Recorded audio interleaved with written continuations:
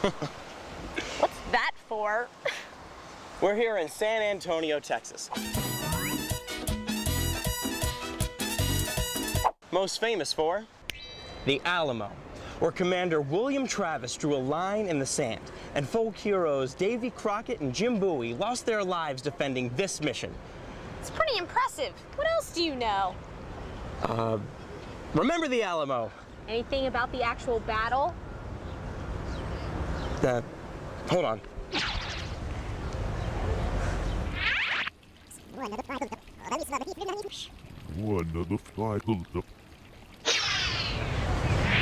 The battle was between the Mexicans and the Texans in the quest for their independence.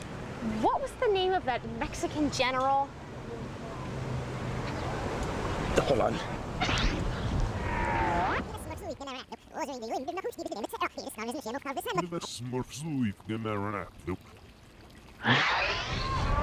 General Santa Anna was the president of Mexico and led the Mexican army in the siege against the Alamo. Why did he want to take the mission in the first place? Well, he, This is getting ridiculous. Dr. Winders, can you tell us more about Santa Anna and why the Alamo was so important to American history? Sure, I'd love to. Come with me. The Battle of the Alamo took place in 1836, and it's part of the fight for Texas's independence.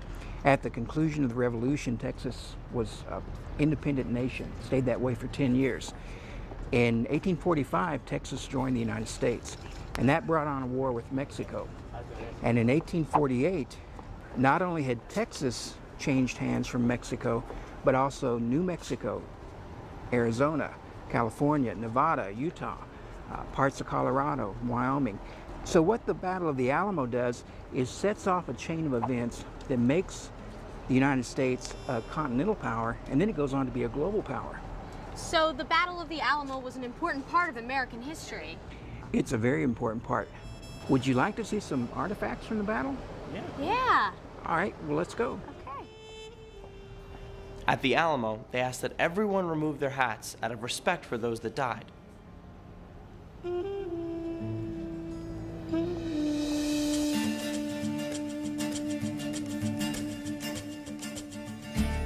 The Alamo Mission Museum contains many artifacts from the famous Battle of the Alamo. The building was originally built by the Spanish Empire in the 18th century for the education of local Native Americans after their conversion to Christianity. In February 1836, Lieutenant Colonel William B. Travis and a force of approximately 187 men attempted to defend the Alamo against the advance of the Mexican army. Approximately 6,000 Mexican soldiers laid siege to the fortress for 13 days under the command of General Antonio Lopez de Santa Anna. On March 6th, the Mexican forces attacked, killing all of the Texan defenders, including famous Americans Davy Crockett and Jim Bowie. Their heroic attempt to defend the fort inspired the famous battle cry, "Remember the Alamo." Most of the artifacts that we just saw inside the church have been donated to us. Others we've got on the grounds have come from archaeological digs. And matter of fact, we've got a dig going on right now. Cool, can we go see this? Sure, follow me.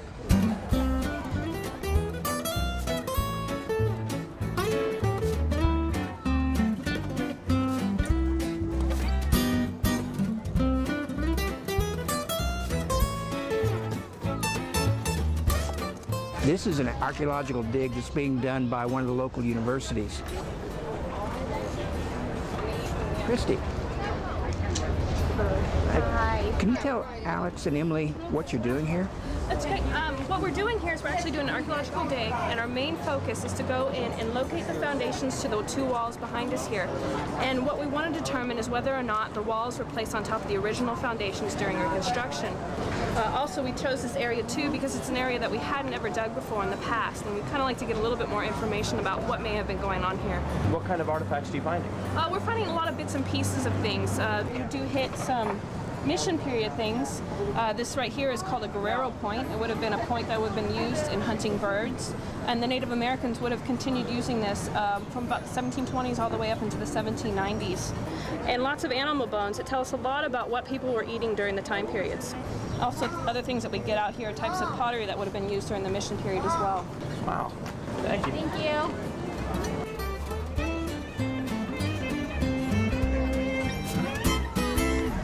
And most people think of the church as being the Alamo, but I want to show you where the Alamo really is. Let me show you something. On the ground over here is a line, and what this indicates is where a log wall was. And this is where David Crockett and the Tennesseans were during the battle. If you look a little beyond, there's a rectangular planter, and that marks out a building where James Bowie had his quarters, and that's where he was killed. And then across the street, that entire row of buildings marks out the old west wall.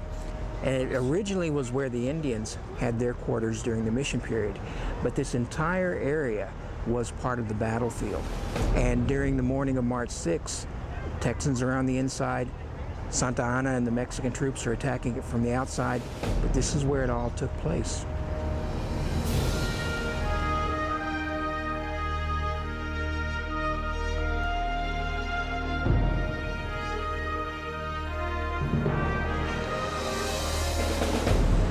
So there's a lot more to this story than coon skins and Bowie knives. Of course. The battle that took place here changed American history entirely. So where do you want to go next? I don't know. Got any ideas?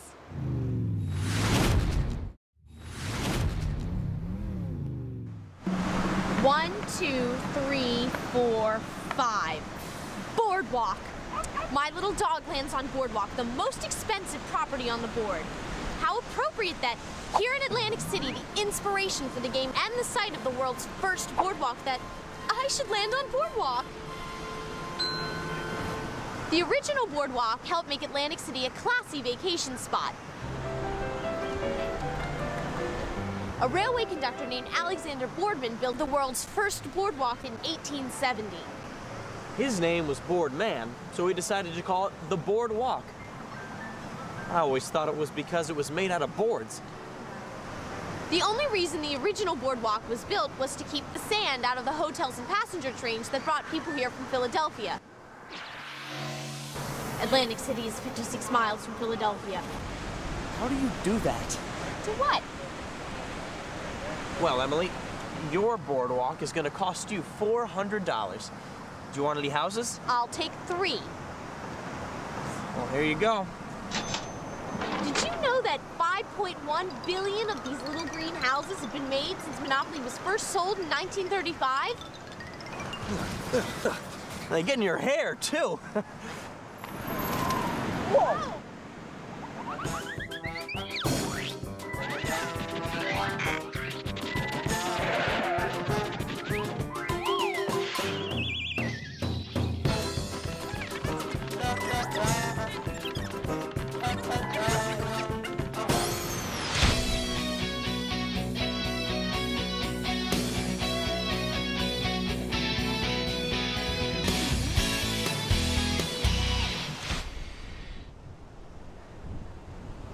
Thank you, madam. Thank you very much. All right, ladies and gentlemen, step right up. Here they are. Fresh roasted peanuts, popcorn, candied apples, and taffy. They're all fresh and they're all delicious. All right, folks, step right up.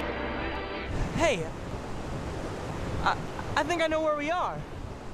Of course, it's Atlantic City's famous steel pier. No, not just that. Hey, come with me, all right? You know, my great-great-great-granduncle used to sell saltwater taffy somewhere around this steel pier. Now, I've always wondered, does it really have salt water in it? No. Well, there's a little salt, but no salt water. But that wasn't true for the very first piece of saltwater taffy, which was sold right here in Atlantic City. My great-great-grandfather always used to tell me the story. Yes, sir, Bob, I remember the what story? Oh, Oh, yes, yes, yes.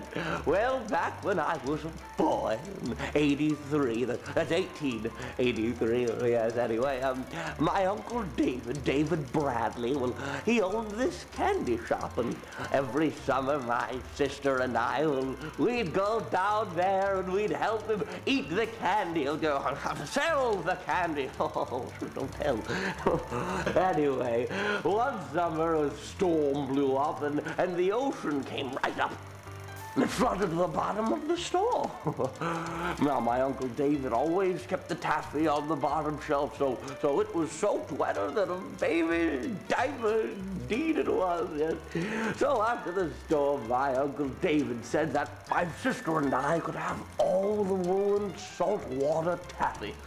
And then he said, well, hey, I kind of like that name, saltwater taffy. I bet I could sell that candy if I used that name. Yes, saltwater taffy. But of course, by then, my sister and I, well, we've nearly cleaned out the bottom shelf. Yes.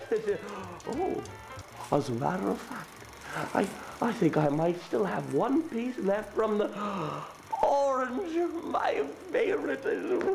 Oh. And that's how saltwater taffy began. Wow, I bet he had lots of good stories. Yeah, he definitely did. And as a matter of fact, we are on one of them right now. One of his favorite places. The world's largest wooden elephant. Come on, let's go check it out. At the end of the 19th century, Atlantic City was all about promotion, seeing who could get the most attention.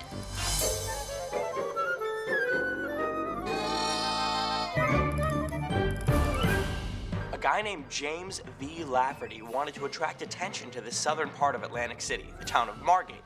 So he designed Lucy, and he had her built in 1881 to be a hotel. Lucy is 6 stories high, weighs 90 tons, and is made of mostly wood and tin. It was considered an architectural folly and was almost torn down in the 1960s until the people of Margate rallied to fix her up. Now she's a National Historic Landmark. Wow, You know what? That's probably the coolest place we've been so far. Yeah. Unfortunate place for a window, though. Ew! Ew.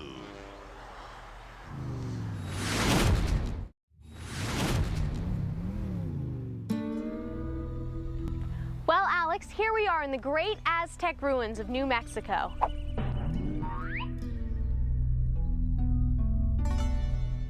Wait, I thought the Aztecs only lived in the old Mexico. Actually, Alex, it's funny you should mention that. You know, the Aztecs Wait, didn't the Aztecs live in Mexico City? How far are we from there? Aztec, New Mexico is 1,404 miles away from Mexico City. What's that? What's what? Anyway, it's a mystery as to why the Aztecs came all the way up here instead of going someplace closer, like Texas. Actually, Alex, it's not a mystery at all. You see, the Aztec people this place is incredible, isn't it? I mean, just look around. I mean, take a look around. It's awesome. I mean, here, take a look at the Aztec ruins.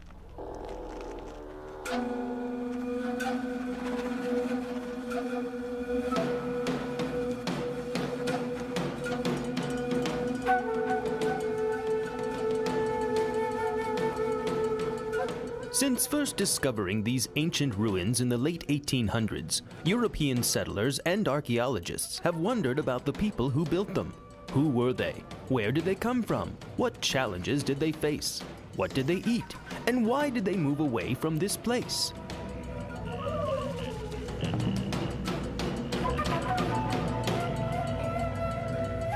The large masonry brick building at the Aztec Ruins National Monument is made up of about 450 interconnected rooms, up to 3 stories in height. Most archaeologists believe the structure was used as a public building for large social or religious gatherings, and not a place where people lived.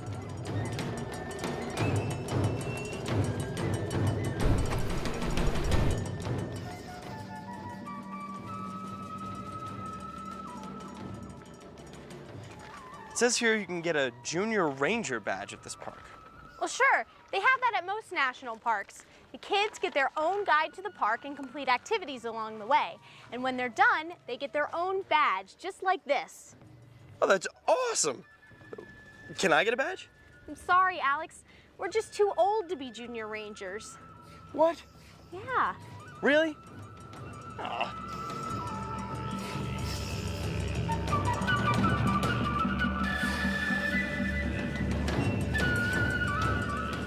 This place is awesome. I can't believe the Aztecs built it. Alex, that's what I've been trying to tell you. The Aztecs We're one incredible people.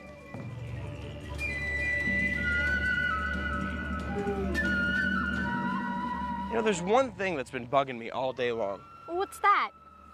All right, when we learned about the Aztecs in school, we learned that they were around in the 15th century. Now, this place, these ruins, they've been around since the 12th century. That's 300 years before the Aztecs were even in Mexico. That's what I've been trying to tell you all day, Alex. These ruins weren't created by the Aztecs. They were created by the ancestral Puebloans. Oh. All right, well then, this is kind of a stupid question, but why do they call them the Aztec Ruins? It's because of the early European explorers. They thought that these ruins were created by the Aztecs. That's why the town is called Aztec, New Mexico. The Aztecs were never here, Alex. I knew that. Oh, No, I knew it. I did, and you fell for it. I knew it. I did because when we came here, when we came to the ancestral Puebloan ruins, I said I'm gonna pretend that they're Aztec ruins because people don't know that when Europeans messed it up because they were like ancestral Puebloans. I had no idea. Did you?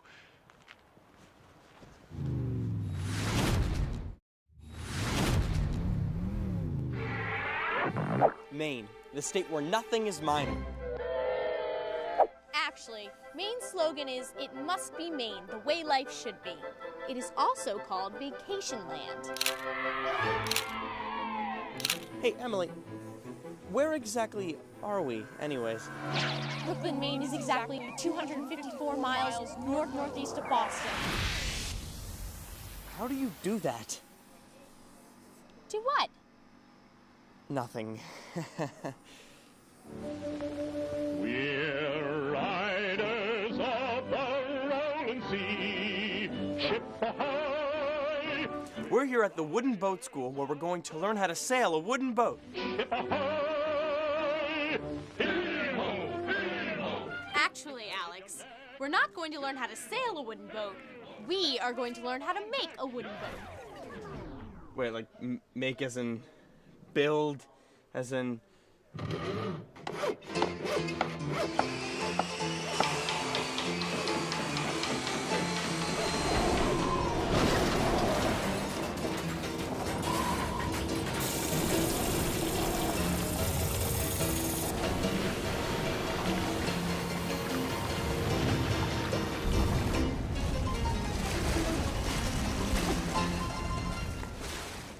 I guess I shouldn't have slept through shop class, huh?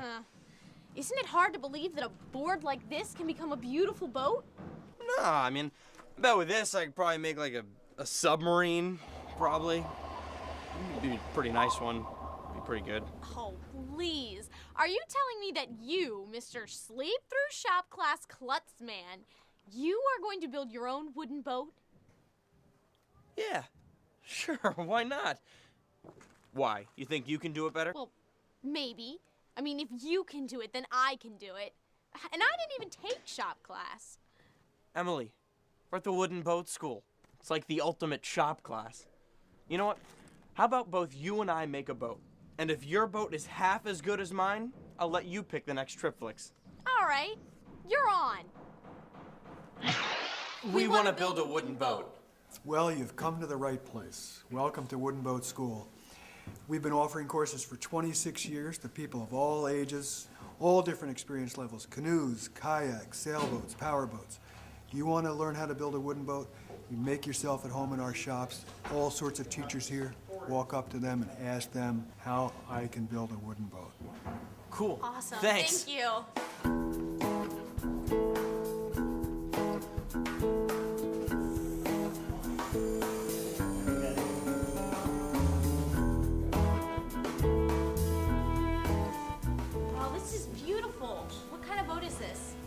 This is a lap-straight canoe. It was built in upstate New York in 1889. And it's really designed just for pure paddling pleasure. You use a double paddle like a kayak, and it only weighs 38 pounds, and it's just really a lot of fun. But it's built what you call traditional construction, which means that it's all local woods. The keel is pine, this planking is cedar, the ribs are oak or elm, and the ends of the boats are made from what you call tamarack knees, which are these curved pieces right here. And those were cut out of pieces of root where the trunk of the tree curved right around into the root. So it's just very much what you'd call traditional construction. In fact, the way that this boat was built is almost exactly the same way that Viking ships were built over 1,000 years ago.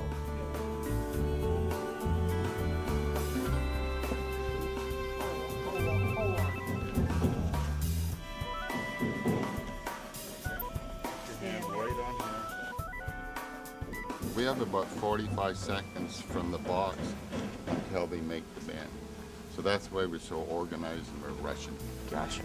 That's cool.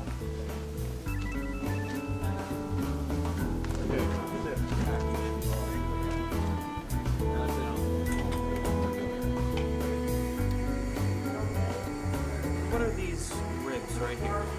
Well, actually, they're part of what we call a form, and it will not be part of the eventual boat. But what you have to do is to make a form first, over which you will build the actual boat.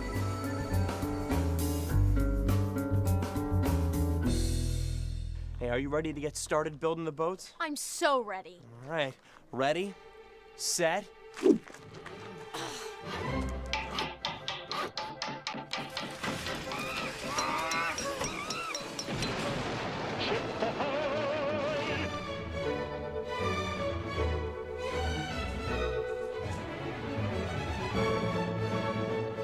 Are you done yet? Yep. So what do you think? Well, it's pretty good. Where's yours? Come with me.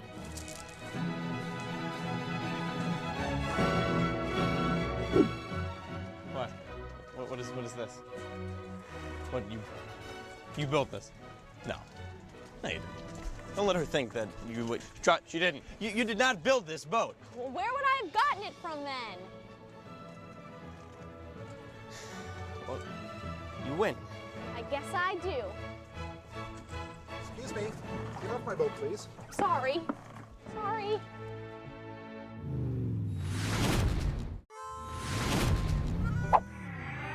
Nevada is the silver state. Oh, cool. Let's go find some. No, wait. This sounds like a job for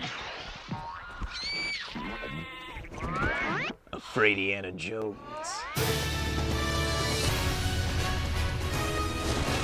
All right, well, I know just the place. It's a place straight out of the Old West where prospectors used to go to try their luck at finding gold. Sounds dangerous. You go first.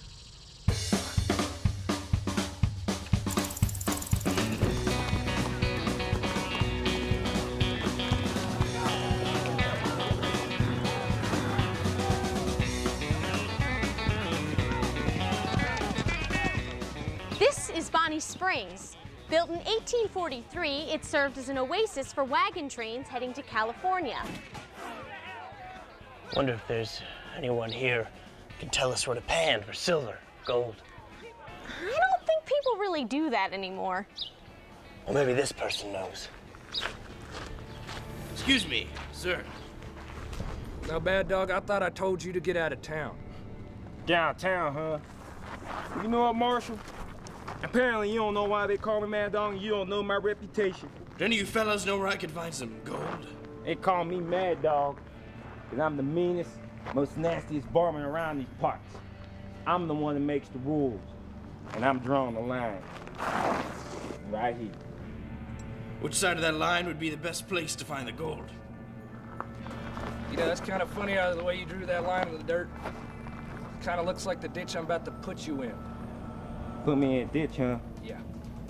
Well, the only way I'm gonna leave out of this town is in a pine box. That sounded like a gunshot. Ooh, gift shop. Those guys weren't very helpful. There has to be somebody in this town who knows where to find the gold. Good day, ma'am. Hello. Say you, know where I can find any gold around here? Even if I did, I wouldn't tell you, city slicker. Okay, then. I wonder where Emily is. Hope she hasn't run into any varmints.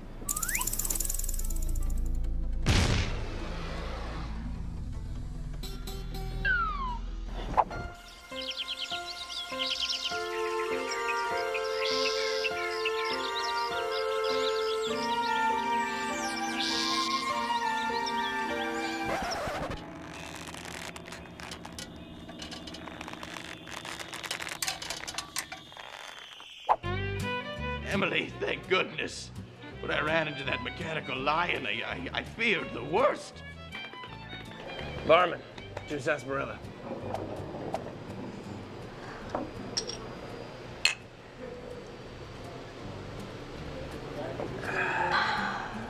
So did you find any gold?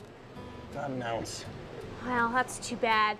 But you know, most of these old west towns dried up a long time ago. You see, the gold rush ended in 1850, and most of the gold was found in California anyway. Yeah, well, a guy can hope. What do you say we head over to the general store and get ready for our next adventure? Okay. Where to? I don't know. Where do you want to go?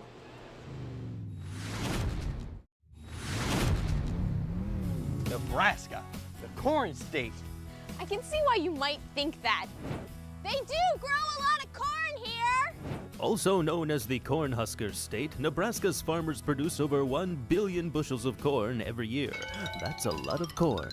But actually, Nebraska's motto is Nebraska, possibilities endless. Somebody took that slogan a little too seriously.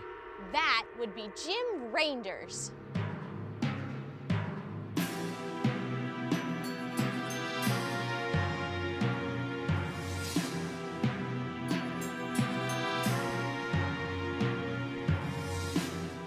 What is this place? This is Carhenge, a life-size replica of Stonehenge in England, only made out of cars. It's also a monument to the sculptor's father. I'm gonna count the cars. How far away is Stonehenge? Carhenge is 5,276 miles from Stonehenge. 16, 17, 18, 19, 20, 21, 22, 23, 24.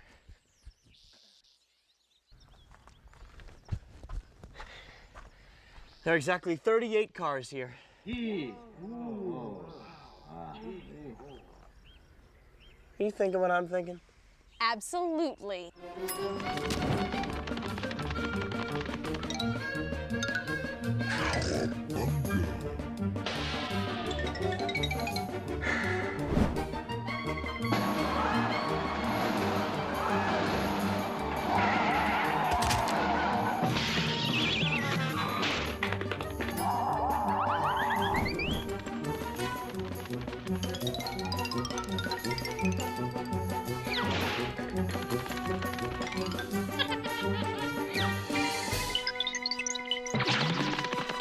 Where are we heading next? I love this one.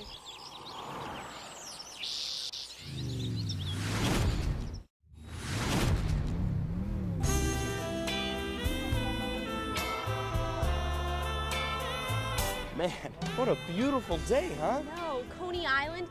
Everywhere in the world that I've been, people know about this place. It's like a legend. Oh, it's like a living legend, Em. When people think of an amusement park, they think of Coney Island. Just a short train ride from the heart of New York City, Coney Island's beach and amusements have been delighting visitors since the 1860s, when city dwellers would visit the seaside resort to escape the summer heat. So many sights, so many smells. Yeah. Let's go ride the Cyclone. No, I don't do roller coasters, actually, so... Come on, Alex. It's not as much fun if you're up there screaming by yourself. Okay, so I'll scream for you down here. You know, watch. If you ride the Cyclone with me, I will even buy you lunch. No, okay. No, actually, you know what, okay. You know, but there's a few guidelines that you gotta... I don't think we're gonna be all right, actually. I think we actually might die. I think we're gonna die. I think we're gonna die. No. You know that? I think we might. We're not gonna die. Sure about that? We're not gonna die. Okay. I'm just gonna take your word for it on this one. Okay.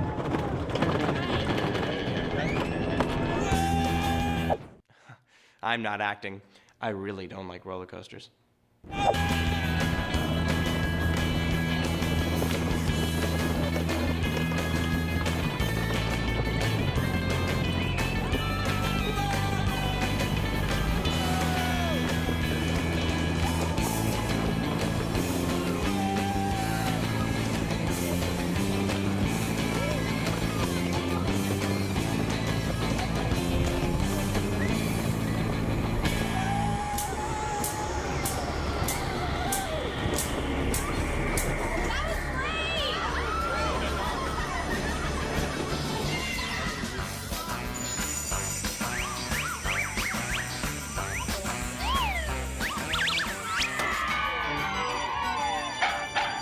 Okay, can we pick some rides that are more high speed now?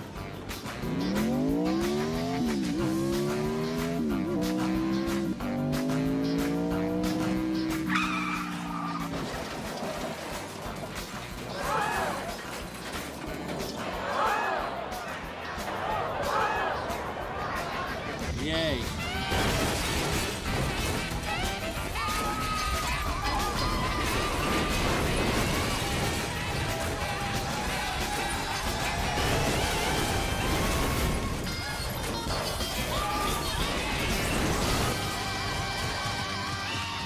Hey, you still owe me lunch.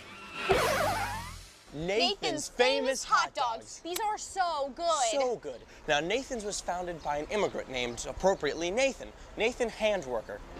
Back in 1916, Nathan's was just a nickel hot dog stand. In fact, before he founded Nathan's Famous, Nathan Handworker worked for the guy who'd invented the hot dog. Today, Nathan's hot dogs are sold all over the U.S. and in 17 different countries. But it all started right here. And every 4th of July, they have this big hot dog eating contest.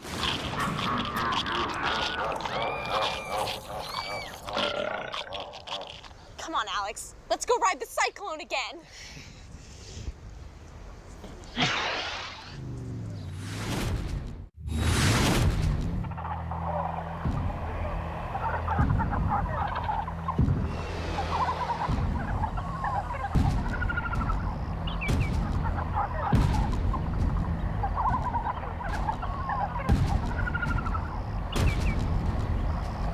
Do you like dinosaurs?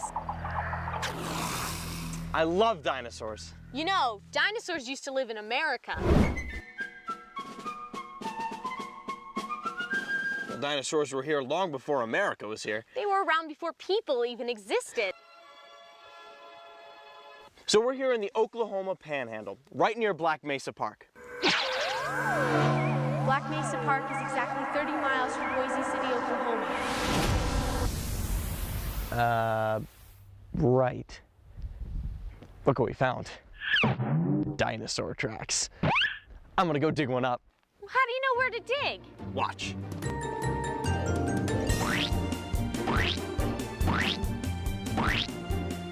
There's gotta be one right here.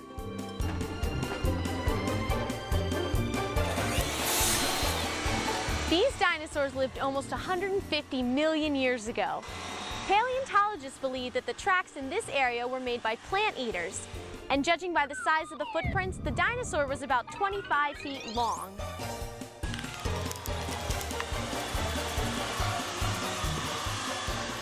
Scientists know for sure there were stegosaurs, allosaurs, iguanodons, and other species. But they can't be sure exactly what kind of dinosaur made these tracks.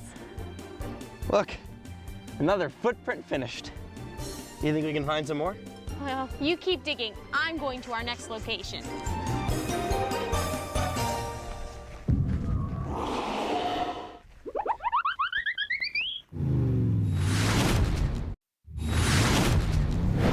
Don't you ever wish you could travel from state to state in seconds? Like zap!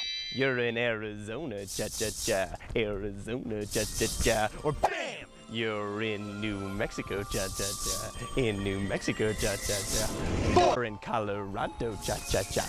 Colorado, cha-cha-cha. And quicker than you can say zing, you're in Utah, cha-cha-cha. You're in New Mexico, cha-cha-cha. Arizona, cha-cha-cha. Colorado, cha-cha-cha. You're in Utah, cha-cha-cha. Well, there's a place where you have the power to do all of that. Really? Pow! This is called the Four Corners. It's the only place in the United States where 4 states come together at one point. Come on. Four Corners Monument is the meeting point of Utah, Colorado, Arizona, and New Mexico, and the only place in the United States where 4 states meet. Yeah. All right, come on. Right here, right here. Zing, Utah. Zap, Arizona. Bam, New Mexico. Boing, Colorado, and zing, Utah. What else can we do here? Well, we can do 4-state twister. I put right foot in Arizona, and left foot in Utah, and right hand in New Mexico, left hand in Colorado. So I'll say like right foot in Arizona, and I am not doing that. What do you want to do? I want to dance. All right. Arizona, cha-cha-cha, and New Mexico, cha-cha-cha, Colorado, cha-cha-cha, and Utah, cha-cha-cha, and Arizona, cha-cha-cha, 4 Corners, cha-cha-cha, 4 Corners.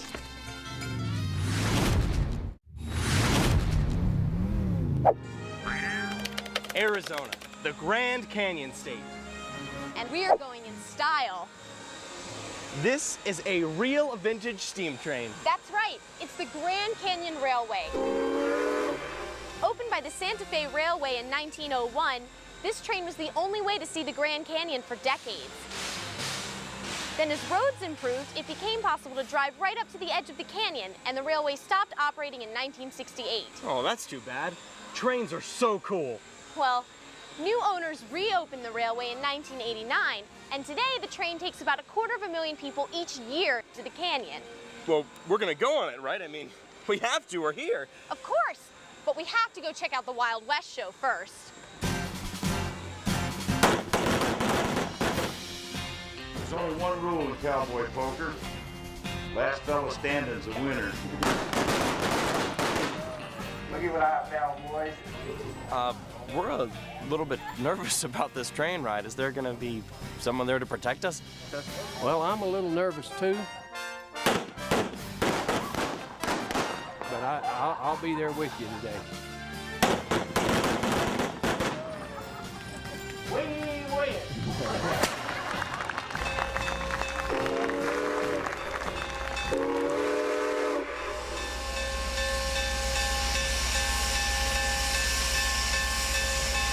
Hey, Conductor Phil. This steam engine is really cool. Is it hard to drive? Oh, the steam engine is hard to drive, but at the same time, it's really exciting. It's a machine from another time. It was built in 1906, so it's 100 years old. There's nothing electrical inside the steam engine. It's all done by hand, and it really works in very strange and wonderful ways.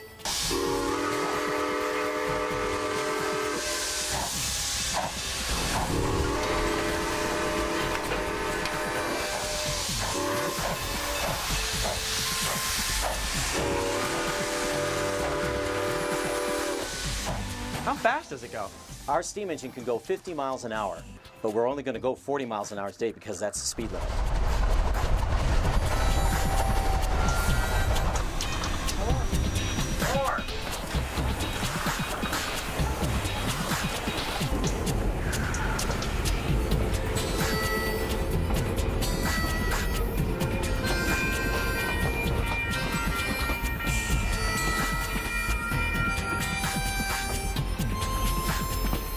Right now we are sitting in a Harriman-style coach car. Now the Harriman-style coach car was created in 1923 and seats anywhere from 80 to 88 passengers. Now the eastern states are dandy, so the western people say. From New York to Rock Island, old Chicago all the way. And the lakes of Minnesota where the rippling waters fall.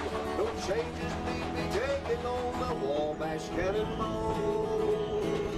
Oh, listen to the jingle, rumble and the roar as she glides along the woodland of the hills and by the shore.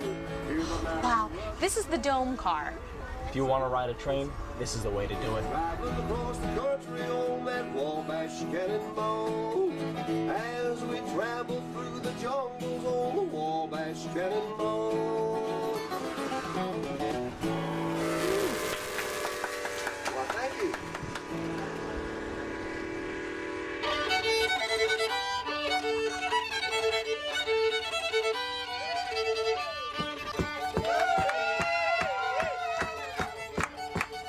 This is the Arizona class car.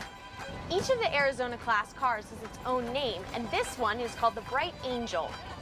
The Arizona class cars were built in 1952, and many of them still run today. Now, the cool thing about the Arizona class cars is that they all look like airplanes on the inside. And the reason is, when they were built back in the 50s, airplanes were all the rage.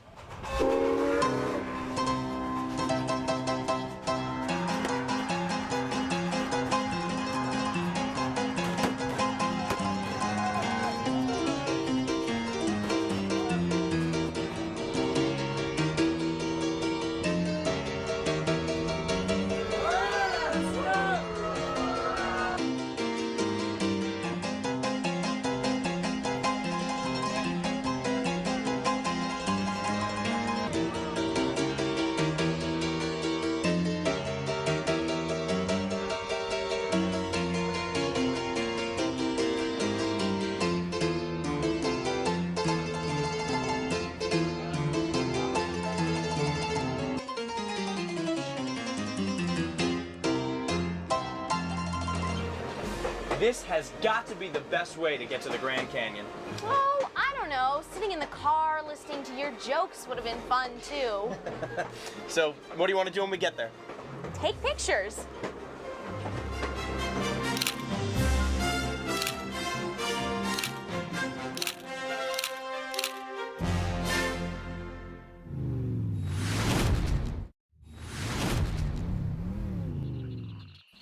Georgia, Georgia, on my mind. You know that's Georgia's state song. Yep. But you know we're not in Georgia. Georgia's over there. We're in South Carolina. The Savannah River separates Georgia from South Carolina.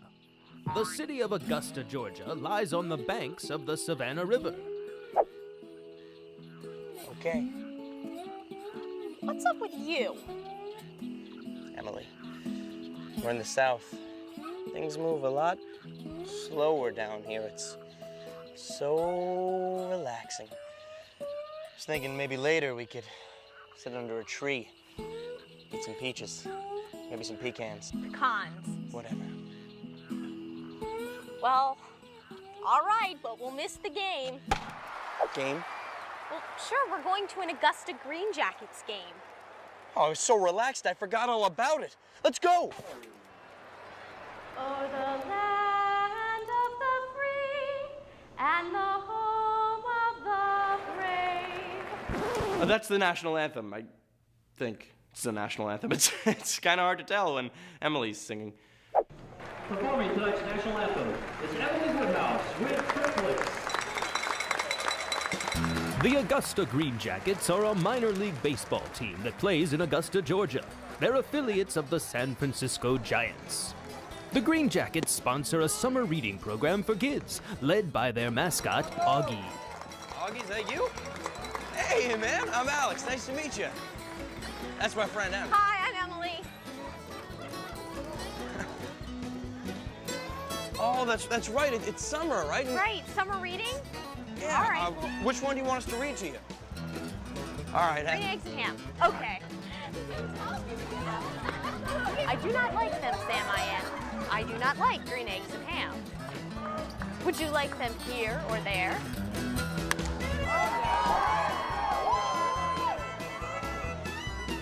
Very nice. Strike? Heck yes.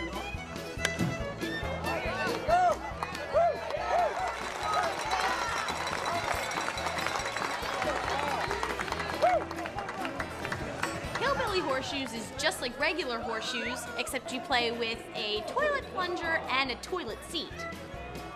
I hope they were new.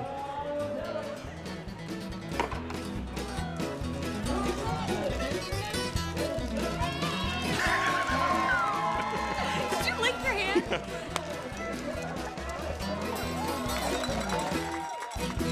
Didn't you always want to be a Major League ball player when you were a kid? Sure. Doesn't every kid? Just seems to take so much time and hard work. Yeah, well, that's true, but I mean, these guys, they're living the dream. They get to spend every summer playing ball. They have all these fans and kids with lots of enthusiasm coming to cheer them on. It's great. Yeah, I love coming to the ballpark too, but I think it's time for our next adventure. For it's 1, 2, 3, stretch out at the old ball game.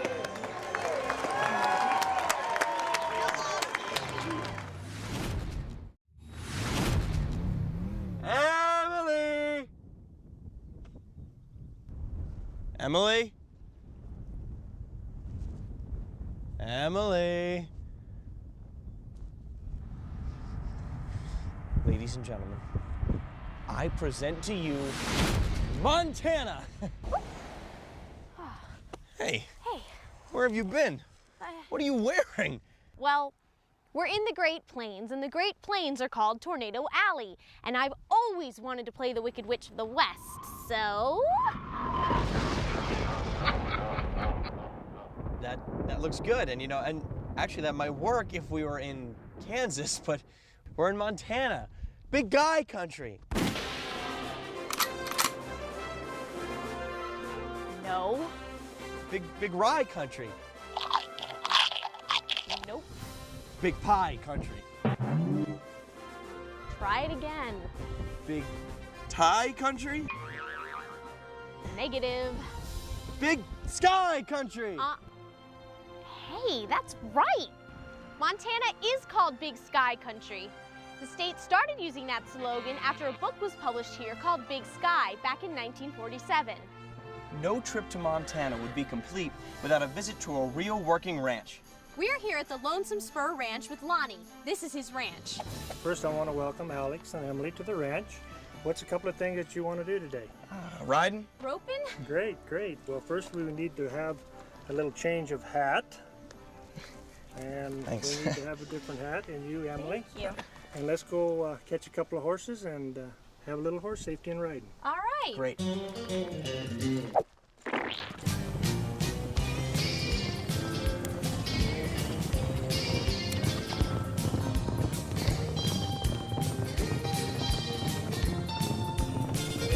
It's so big.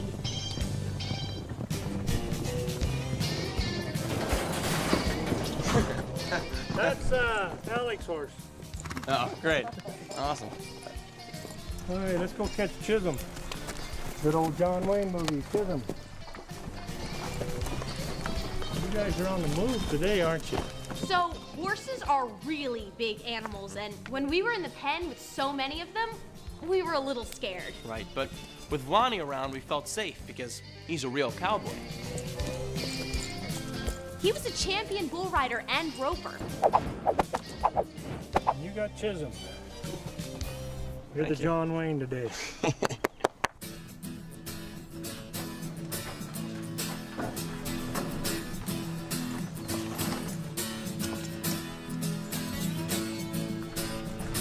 Hey.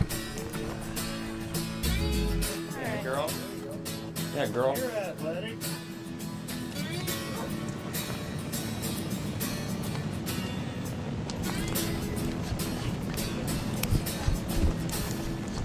Come on, you. Come on. Yep. There we go. Good boy. So we have been riding around the Montana countryside for about an hour now on these beautiful, beautiful animals. And thanks to our awesome instructors, I think we got the hang of it. Emily, what do you think? Well, I think we finally did too. I mean, it's a pretty awesome feeling to be on top of this huge animal, even if you're pretty nervous at first. Located in Bridger, Montana, the Lonesome Spur Ranch is a real working ranch where guests from all over the world learn about horseback riding, roping, and managing cattle and buffalo. It's a real slice of the Old West.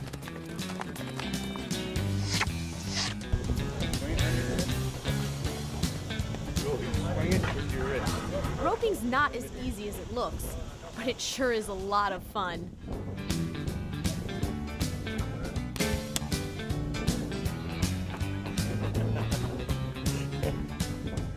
So I got my first girlfriend.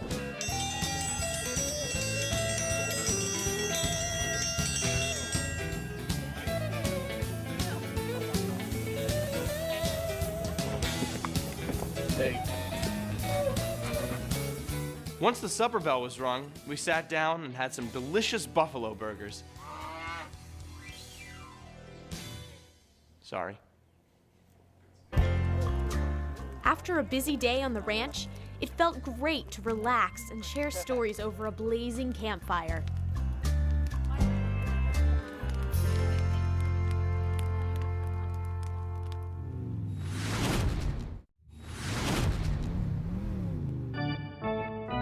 That bat is huge.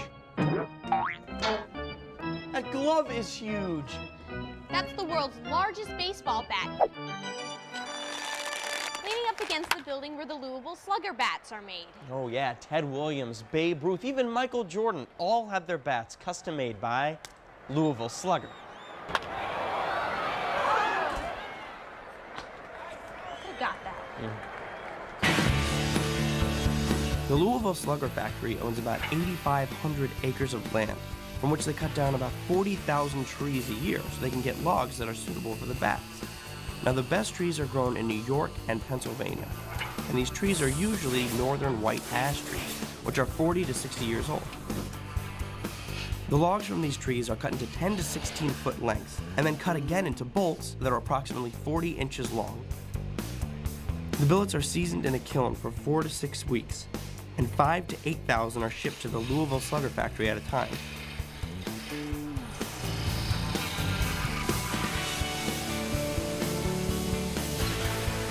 The bat is placed in a sander that clamps onto the nubs so that the bat can be sanded without damaging it.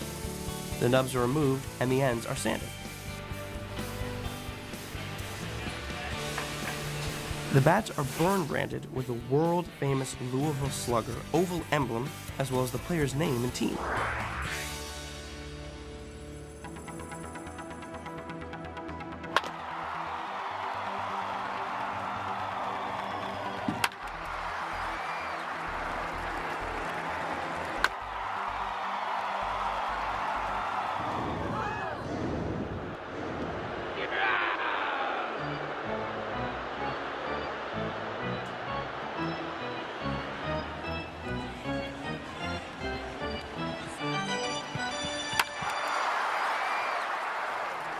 Incredible. Yeah, you did a pretty good job hitting today. Yeah, off the tee. Well, at least you hit some. Yeah, I think for every hit I get, I'm gonna carve a notch into my bat, just like Babe Ruth. I think his notches were for home runs. Whatever. Batter up.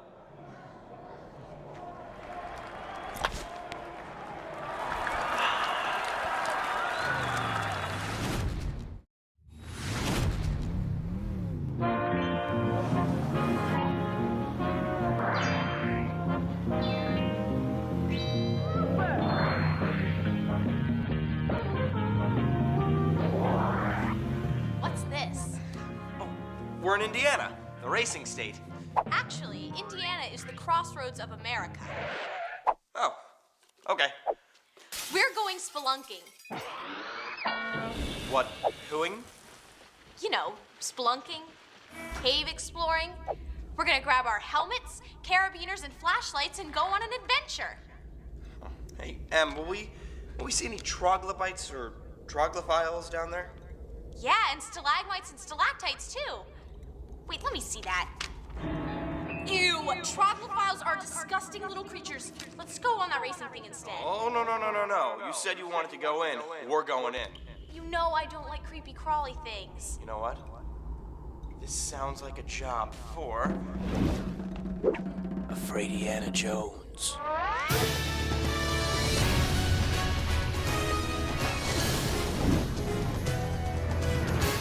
Marengo Cave here was discovered by two children back in 1883. Now, this entrance we're using here was actually built back in 1910 as a second entrance to Marengo Cave. It's dark. Aren't you afraid of the dark? No. Don't be brave. Maybe we should turn our flashlights on. Well, let's hold the flashlights for just a minute. I want to show you something really neat here.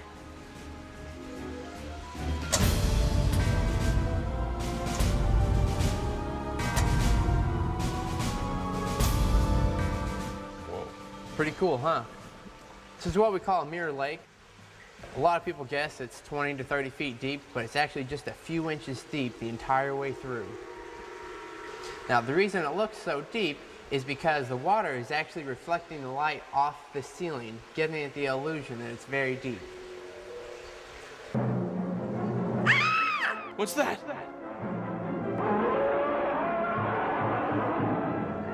Oh, it's just a rock formation.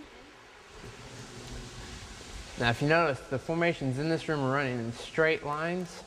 And the reason for that is because there's cracks in the limestone rock, and the water deposits the minerals along these cracks, forming those formations in the straight lines there.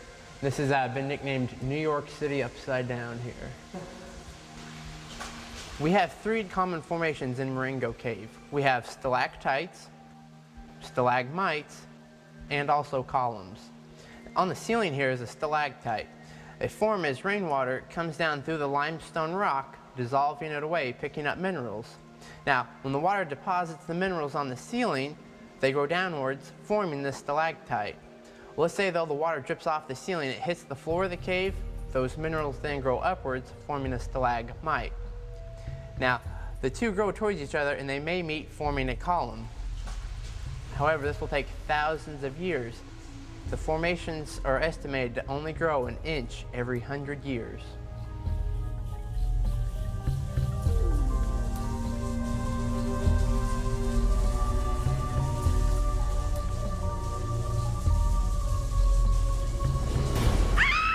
What's that?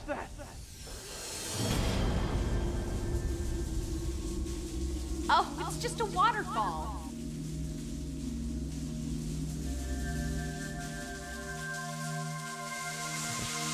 This waterfall here is what we call Discovery Falls. We call it this because if you'll notice that blue light behind the waterfall, it's showing you the natural entrance to Marengo Cave. This is the way the children came into the cave when they discovered it in 1883. That mirror lake was so cool. Yeah, that fountain was pretty cool, too. And all those stalagmites? It's hard to believe a place this big is underground. Yeah, and not a single critter sighting. Well, what do you think that is? Aw, he's cute. See, Afraidiana, this wasn't so bad. No snakes, no rats. But did I just see a gnome?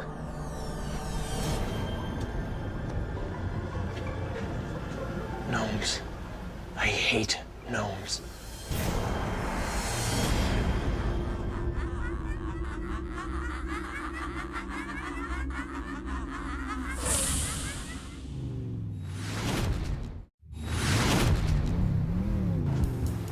Come on, it's just a little bit farther. Wait. Where are we going? Can you give me a little hint? Come on, Alex. Can you just, like... Come on, Alex, it's just a little bit further. Oh, watch the stairs. I got a blindfold on. Oh, would you just give me a hint where we are, please? No, just a no little hint. hints. Come just on. a little one? No, come on. Not even a little? All right. Oh, wait, can you just give me like a little hint as to where we are? Just like a little one, please? Okay. Look, up in the sky. It's a bird, it's a plane,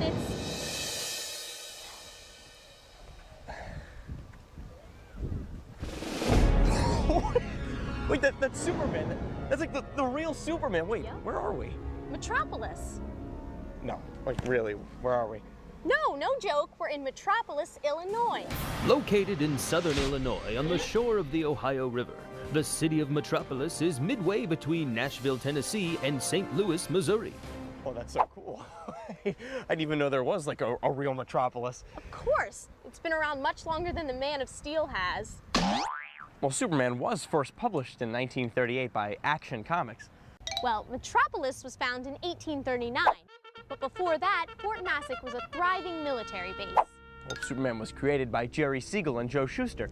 Lewis and Clark prepared for their Pacific trek here at Fort Massac. Well, Superman was originally a villain in the short story The Reign of the Superman. It's not a competition, you know. I'm just saying, you know. Okay. Well, you do know a lot about Metropolis. And you know a lot about Superman. Well, what else is there to do here? Well, come on, I'll show you.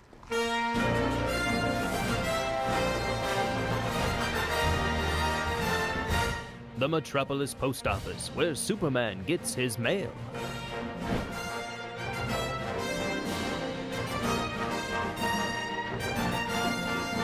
The Metropolis Public Library, where Superman, often disguised as mild-mannered reporter Clark Kent, returns his library books, always on time.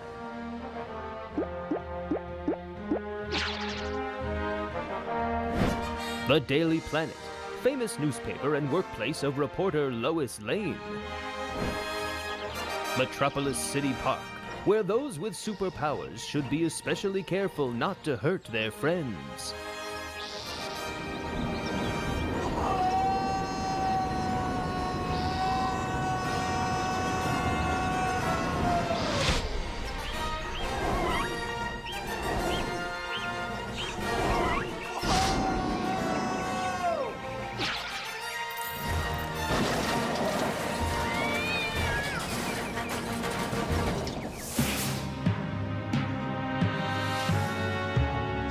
Town, huh? Yeah, it's great.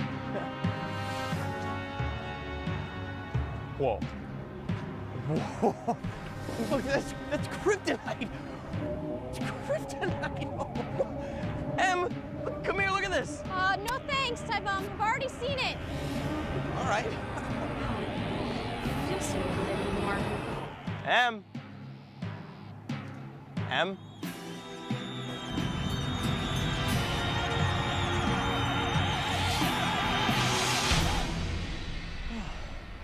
Oh.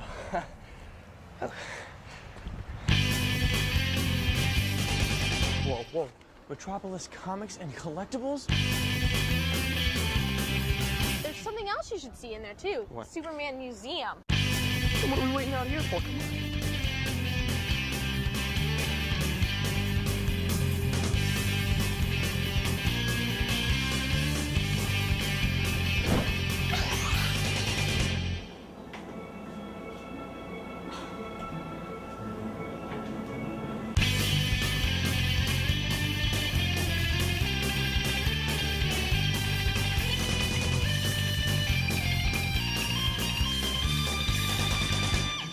Wow, this is one of the best places ever. Thanks for finding it, Em. I knew you'd love it. I just can't believe you found out about it before I did. Well, when you travel as many places as I do, you hear about things. Yeah, but this place is just so superific. I can't believe I didn't find out about it earlier.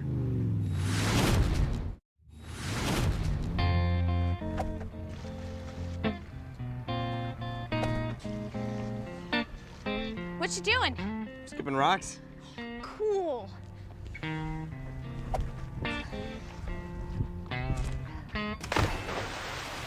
Love that sound. And I love this river. Mississippi, the old miss, the old man. Steamboat Central. Stomping ground for Tom Sawyer. And a major trade route for most of modern American history. Part of the third largest river system in the world, the Mississippi River starts at Lake Itasca in Minnesota and empties into the Gulf of Mexico near New Orleans, Louisiana. Famous American author Mark Twain wrote about the river in his books Life on the Mississippi and Huckleberry Finn. Hey, you want to go on a riverboat? Read my mind.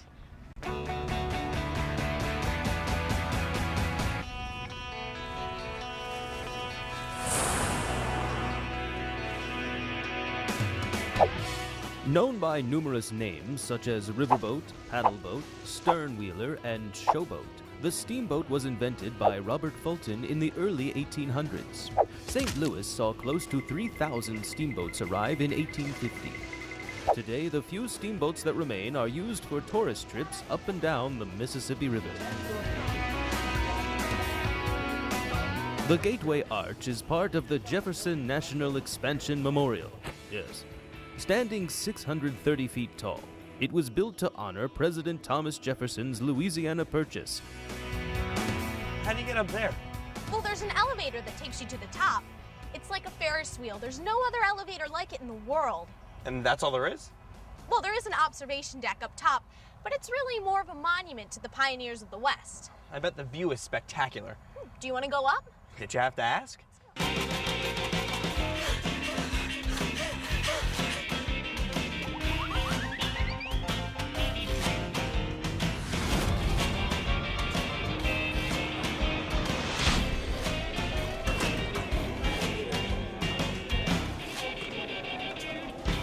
So the elevator ride up was a little cramped. Each elevator only seats like 5 people. Yeah, but the way it moved was really cool. It was up, sideways, up, sideways, up, and then sideways. It's cool.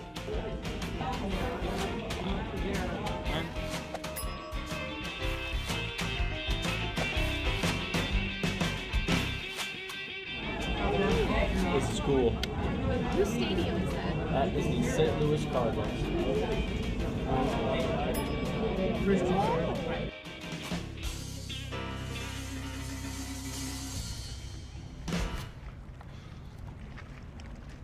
You know, it'd be pretty cool to cruise all the way down this river. The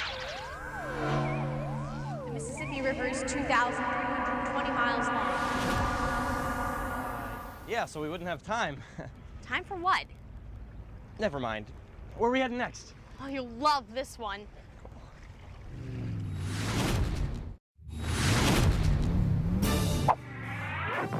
Ah, South Dakota, the land of big heads. Actually, you're not far off.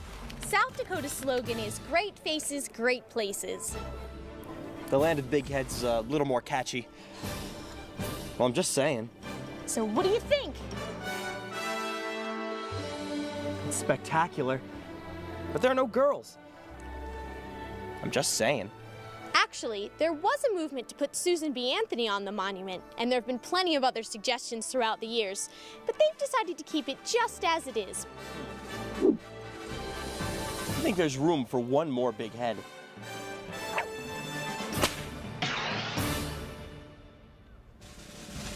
Mount Rushmore was started in 1927 and finished in 1941. The sculptor's name was Gutzon Borglum, and his son, Lincoln Borglum, finished the sculpture. There are 4 presidents featured on the monument: George Washington, Thomas Jefferson, Teddy Roosevelt, and Abraham Lincoln. You may not know, but George Washington's nose is 20 feet long. That's a big nose. It took 14 years to finish the sculpture. These things don't happen fast.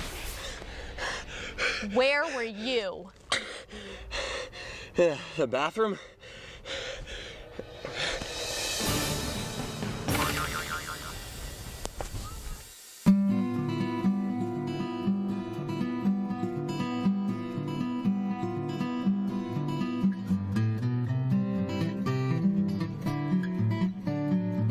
The Mount Rushmore National Memorial is located near Keystone, South Dakota. It's managed by the National Park Service and park rangers like Gloria Leary. Once he found the particular mountain that he wanted to utilize for the carving, Borglum said, "The faces are already there. All I have to do is uncover them." And in his eyes, these 4 presidents best represented that first 150 years of our country. And so Borglum handpicked each one of those presidents to represent our country. George Washington was first chosen to go on Mount Rushmore because he represents the birth of our nation. George Washington had the vision and the courage to guide this young nation. He set the standards and laid the foundation for all future presidents to come. I cannot tell a lie. I rule. Oh, George, really?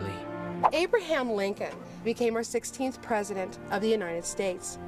But because of his strong beliefs that slavery should be abolished, this created a division between the states, and so began the Civil War. But he was determined that the Union would not be dissolved. Borglum felt that because of his preserving our Union, that Abraham Lincoln was a very important figure to have on Mount Rushmore. Oh. Thomas Jefferson was commissioned to be the author of the Declaration of Independence. And as our third president of the United States, he saw the need to expand our nation. And that's when he purchased the Louisiana Territory. And this territory went from Canada all the way down to the Gulf of Mexico. But because he expanded and doubled the size of our country, and he is our expansionist, that's what he represents here at Mount Rushmore. As our 26th president of the United States, Theodore Roosevelt wanted to make the world a better place to live. He worked very hard trying to help the common working men and women of our country to see that they had fair working conditions. But he also saw the great need and opportunity to construct the Panama Canal. And not only was this canal going to connect the two great oceans, but it was going to allow our ships to move freely between those oceans and increase world trade. Theodore Roosevelt set up the U.S. Forest Service. He put away 84,000 acres a day for every day that he was in office, 7.5 years. He said these have got to be protected, not only for our children, but for our children's children forever. For when future generations come here to Mount Rushmore, they're going to be able to relive the experience and gain the knowledge of what this memorial represents.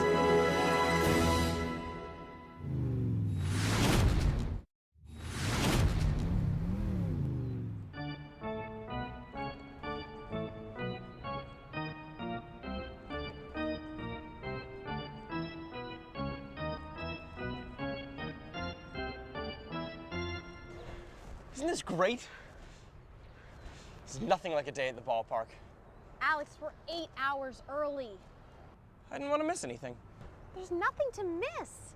What do you mean? We can get autographs, we can meet baseball players, we can get hot dogs. Love the smell of ballpark hot dogs. There's nothing like having a hot dog at the game. Alex, they're not even cooking yet because no one else is here. What are you talking about? Look, someone's right there. Come on. Let's go get his autograph. Hey! Good question. What? He says, why are you guys here so early? How did you know that? Hey, you're here pretty early too. He says that he has to be here this early to get ready for the game.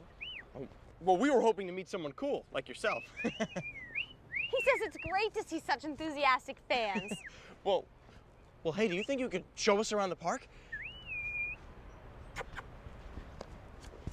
He says that if we stick with him, he'll give us a tour of the park.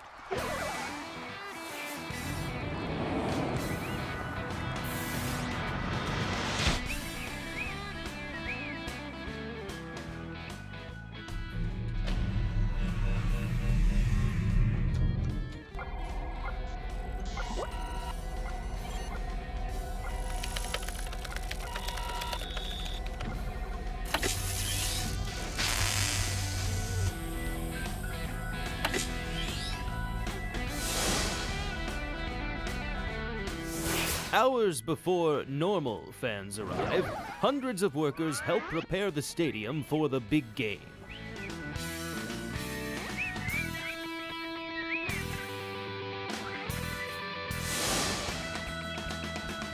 This bronze statue is a tribute to Babe Ruth, the Sultan of Swat. Although most famous for playing for the New York Yankees, Babe Ruth started his professional career with the Baltimore Orioles. In fact, Babe Ruth grew up in Baltimore, Maryland.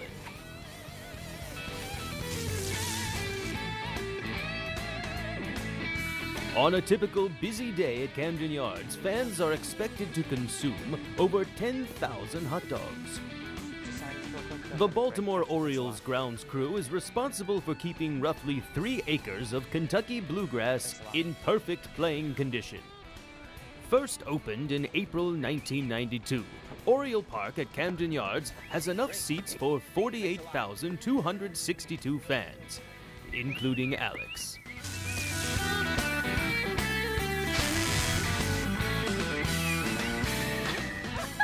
Yeah, you're right, he does do that. Yeah. He's so annoying. Yeah, I hate that guy. Wait, what?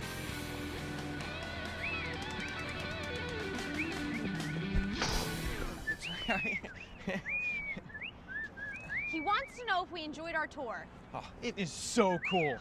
I can't believe all the work that has to be done before the people even get here. Yeah. He says that the gates are almost open and that he needs to go get ready for the fans. Thanks so much for our tour.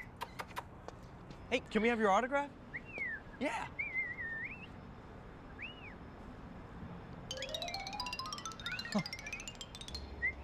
Thanks a lot.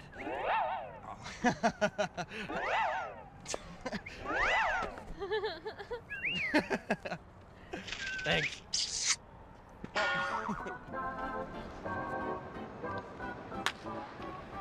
I love coming to ball games. I remember when I was little, my grandpa used to take me. He was a Dodgers fan, but that's when they were the Brooklyn Dodgers. He taught me how to keep score and made sure I always brought my mitt so I could try and catch foul balls. Oh, I got a ball once. What? Are you serious? I never caught a ball. The closest I ever came was it landed in the seat next to me and some other guy got it. How did you get one? Well, I was standing in the front row during warm-ups, and this player just walks up to me and hands me a ball and told me that I was his lucky kid for the day. What? Man, I can't believe how lucky you are, huh? Hey, man, you have been here all day.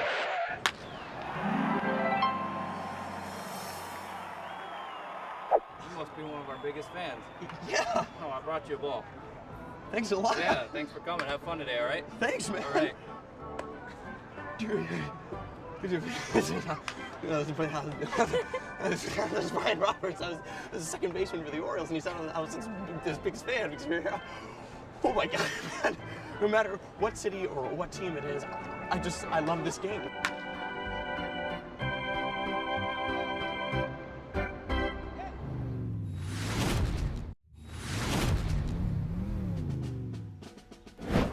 We're here in Plymouth, Massachusetts. Plymouth is famous for the Mayflower, the Pilgrims, and Plymouth Rock. And Thanksgiving dinner. The Pilgrims sailed from England to the New World, which would become America in 1620. Turkey and gravy and stuffing. It took them more than 9 weeks on a small ship to sail from England to Massachusetts. Cauliflower, mashed potatoes, sweet potatoes. Imagine spending all... Cranberry sauce. Imagine spending almost an entire summer on a boat. Today, that trip would just take a few short hours by plane. And football. There was no football. Well, that's un-American. There was no America. I'm going to the Rock.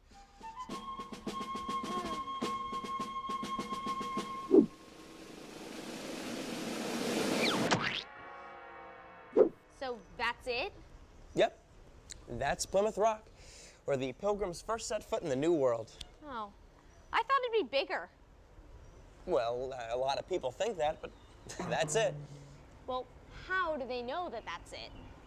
Well, they know because a man named Thomas Fonts, who lived with the Pilgrims and was an elder of the church, identified this rock when he was 95 years old, thus turning oral tradition into written history.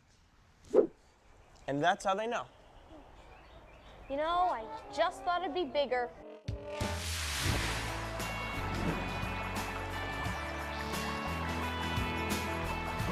Grist mills grind any kind of grain into flour. Welcome to the Jenny Grist Mill. Jenny Grist Mill is the site of the oldest mill in the United States. This mill was originally built 370 years ago. It was built by a gentleman named John Jenny, who was in the Pilgrim population. Now this mill was the staple of food for the Pilgrims back in 1636. What we do here is we grind corn into flour. The way we do that is we use water power. I turn a screw over there in the corner that opens a gate on the river that allows water to hit the water wheel, spin the water wheel, and spin this millstone. We have a millstone underneath this one. The one underneath doesn't move. We simply grind corn between them. But I can never touch the stones. If I lower them and the stones hit each other, they'll blow up the building. Did he say blow up the building? If I ever run these stones really close together, they'll make a spark. If we lower them so far that they hit, they will blow up the building. Don't want to do that. However, when I grind corn, I bring these stones to less than 1/16 of an inch apart. That's how close they are, and I've never touched them together. Now guys, there's only one way to tell if those stones are too close together, and you use the sense of smell.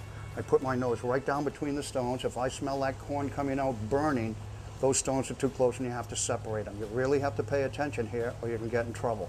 In other words, this is where you have to keep your nose to the grindstone. And of course, that's where that expression comes from. We grind 100 pounds, only takes me 20 minutes. We feed the corn down through the center of this hoop. We drop it into the stones. That spinning stone draws it through, grinds it, and sends it down into the basement. And of course, any miller that knows what he's doing can simply take corn out from between the stones, rub the corn between his thumb and forefinger, and he can tell just by the feel of the corn if the machine is running properly.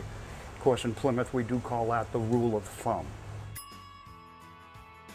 Rule of thumb. I never knew that's where that expression came from.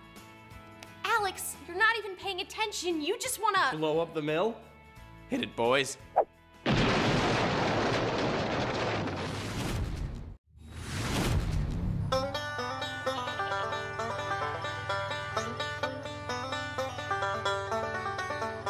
See Rock City? What do you think it means? Well, maybe it's code. Let's use my secret decoder. See Rock City. Emily's secret decoder is actually Google on her cell phone.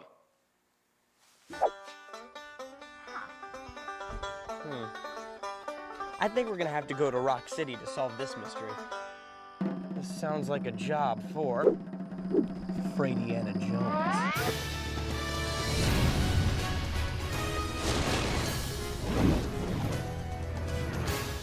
Here we are at Rock City.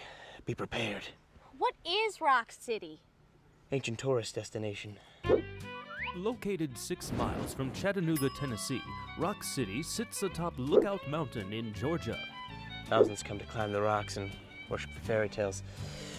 According to my notes, the secret to Rock City lies atop the mountain, a place called Lover's Leap. It's heavily guarded by gnomes. I hate gnomes.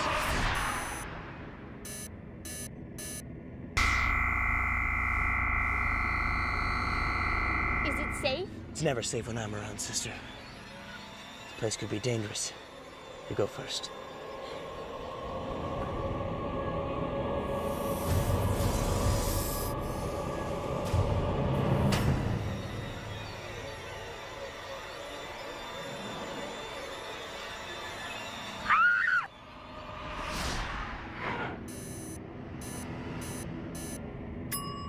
It's okay. He's an old childhood friend of mine. What do you say, Rocky? Can you tell us which way to the secret of Rock City? Thank you. Thanks.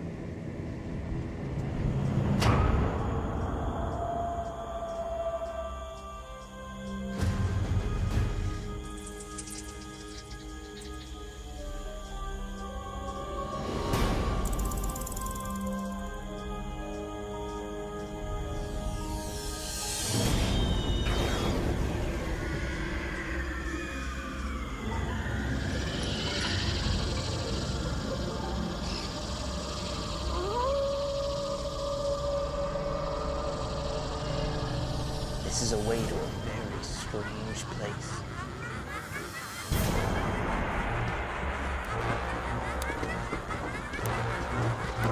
Hurry up. Lover's Leap's just at the other side of this bridge. Ah! Jones, no! Look out! Dad.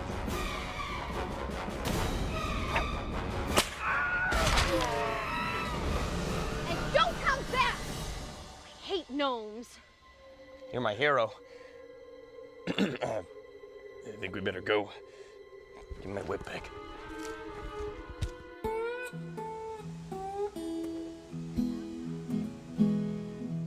Here we are, Lover's Leap. Wow, it's beautiful. Folklore has it you can see 7 states from here. Tennessee, Kentucky, Virginia, North Carolina, South Carolina, Georgia, and Alabama. Brady Anna, there's no way you can see 7 states from up here. South Carolina, Kentucky, and Virginia are all way too far off. And plus, the curvature of the Earth wouldn't let you see them anyway. Hey, wait a second. Is that barn? Hey, you're right! That's the secret. What is? Advertising. Ah. Want to go visit the gift shop? Sounds expensive. You go first.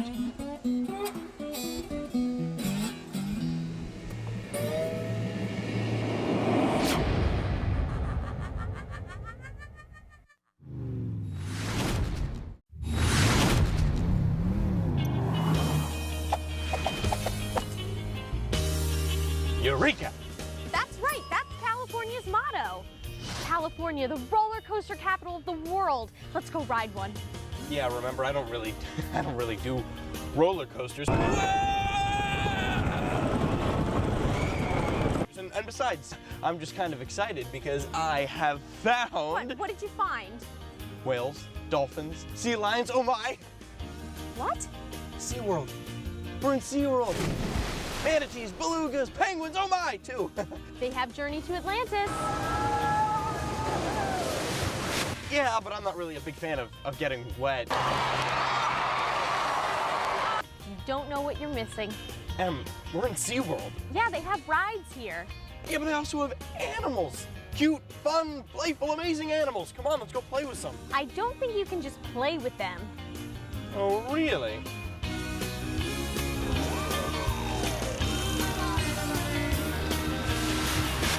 Here's a herring. You can feed a herring to Crunch here. And this is a capelin. Cool. So this guy's name is Crunch? Yeah, he's one of our dads here at SeaWorld. He's about 29 years old. Now, what's the life expectancy of a dolphin? In the wild, bottlenose dolphins will live around 25 to 35 years. And here at SeaWorld, we have many of our dolphins that are living into their 30s and 40s. He's not chewing. Is that normal? Yeah, dolphins don't chew their food. They swallow it whole, just like that. They use their teeth for hunting and grabbing fish, but you can see as you throw it in, he swallows it right away. Would you guys like to see some fun things that Crunch can do? Sure. Yeah. Okay, pretend you have guns at your hips. Okay. And on the count of 3, we're gonna pretend to shoot him. Okay. 1, 2, 3, bang. Bang. Right, good job, Crunch. Such a kidder. All right, go ahead and reach out both hands and wave them in the air like this. Okay. Very cute, Crunch. Very cute. Crunch Man. Look at him, think he's touching. Oh!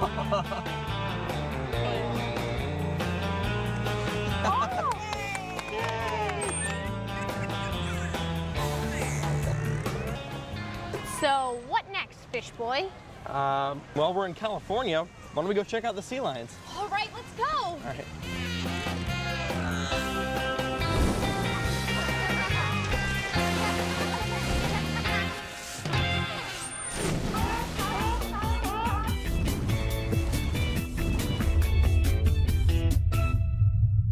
What are you staring at?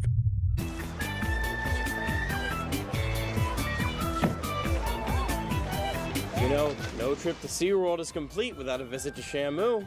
You got me there. Let's go.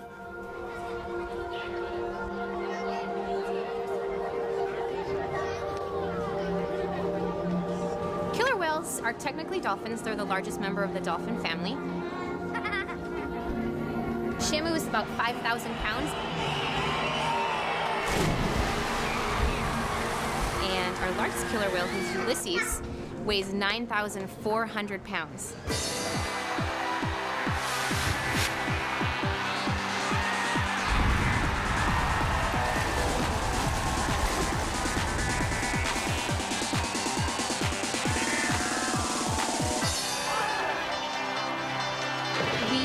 require you to be 18 years of age before you apply here at SeaWorld. And we are looking for someone who has their scuba certification and who, if they're in college, can major in any life sciences. So that would be biology, marine biology. We also look for psychology because we deal with behavior all day long here.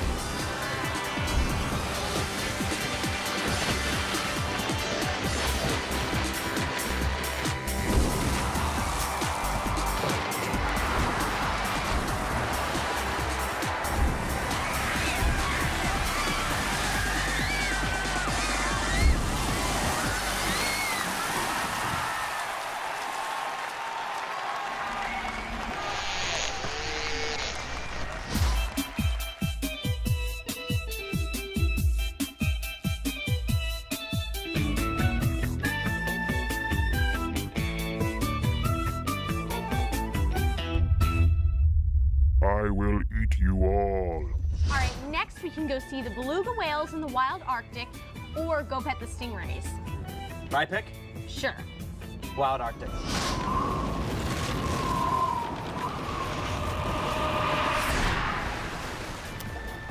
I love how graceful they are. North Pole or South Pole? North, but they swim in the St. Lawrence River too. Come on, Alex, it's time to go ride Journey to Atlantis. I really want to go. Are you going to come? Okay, I'll make you a deal. You go kiss that walrus over there, and I'll go on Atlantis. I love you, Emily. Ew, no way! Are you serious? I'm not doing that. Hey, do you want to go on that water coaster or not? All right, I'll do it, but you better not back out, because I have witnesses.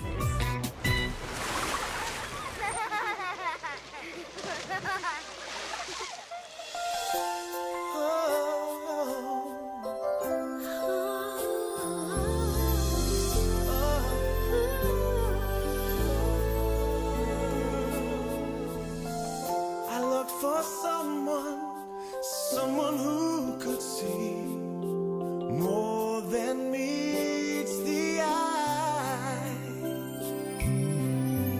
I always hope to find someone who could be all the reasons why.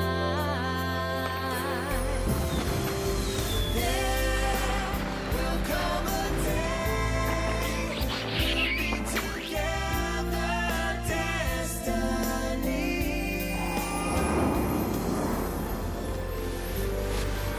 Yeah, well, we still got a lot of stuff to do. Like, we get to see the penguins and like the walrus wanted to talk to you again, I think. And, you know, maybe we should just, forget about it just for right now, I think. Don't you?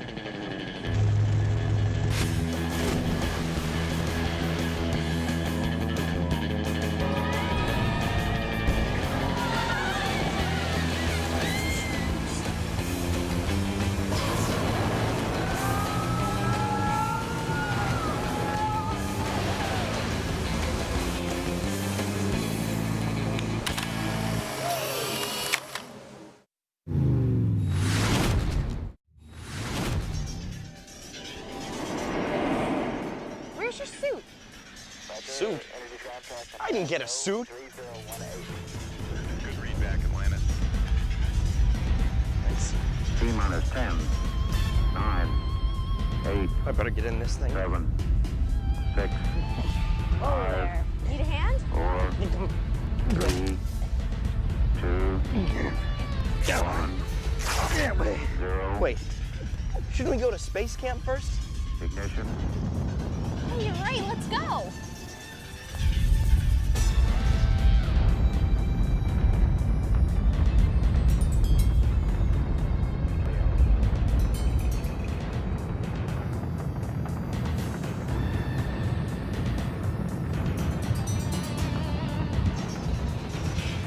Hey guys. Hi. Welcome to Space Camp. How you doing? Good, how are you? Glad to have you here. You know, the kids that come to camp, they'll spend about a week undergoing essentially the same type of training that NASA puts their astronauts through. Some of it's pretty tough. You ready for that? You up for it? Yeah. Let me show you some of the training simulators. All right, cool. Now let's go this way. What does the red button do?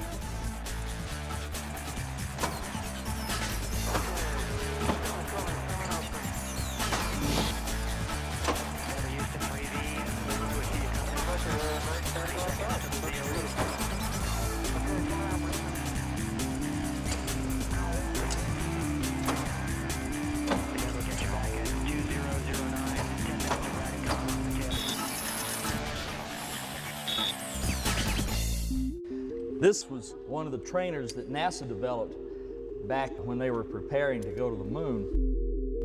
They needed a system for training the astronauts, get them used to wearing the suit with the backpack and all their life support equipment while they were walking around on the moon.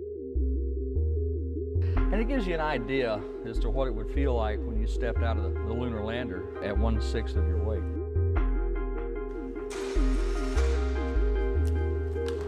All right, bro.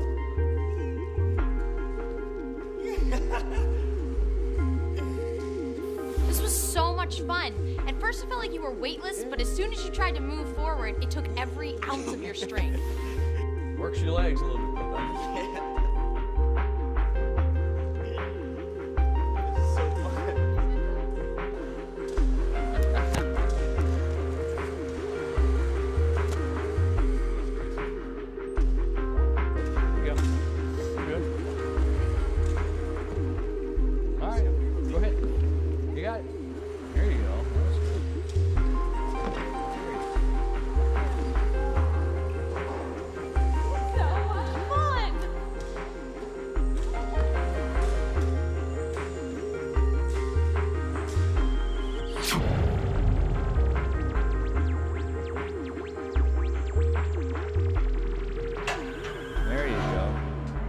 Emily, this is the multi-axis train.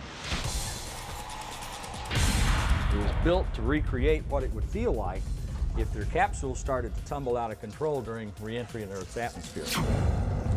The capsule had to be pointed down with a heat shield down for re-entry, or else the capsule and its occupant would burn up.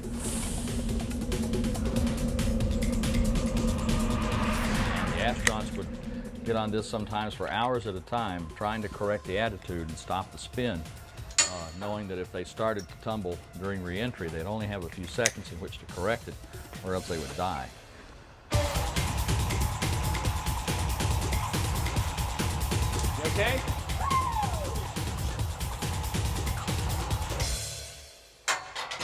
Alex looks really nervous, doesn't he? Normally, I don't like fast-moving rides, but this doesn't make you dizzy at all. In fact, it's pretty fun.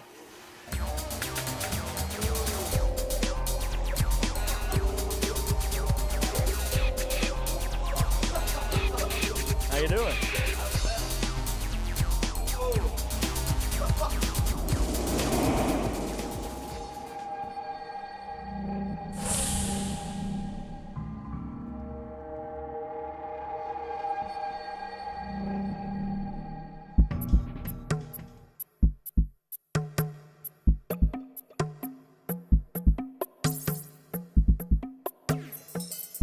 Confirmed all of them are off? There were so many buttons. Too many buttons. As a matter of fact, I don't even think one of them even started it. I think there's an ignition key. But there were also buttons for bad things. Yeah, We they did were bad next to each things. other. How could I know what buttons flew the shuttle and what ones, like, you know, crashed the shuttle? Well, for there was a example. button that said fly shuttle and a Well, button that I said didn't crash know shuttle. because there were so many buttons. 27 minutes and 42 seconds. Okay, G+. Atlantis ground tracking and energy are nominal. This is flight. Report on weather and wind status. Emily crashed. Twice. Once in a cornfield. At least they trusted me at the controls. This is flight. Initial altimeter setting 29.98. Affirmative. Atlantis altimeter setting 29908. Flash evaporator control off. Houston, the flash evaporators now deactivated. Confirmed. Landing gear armed. Confirmed. Pre-flare. Landing gear deployed. Confirmed. Final flare.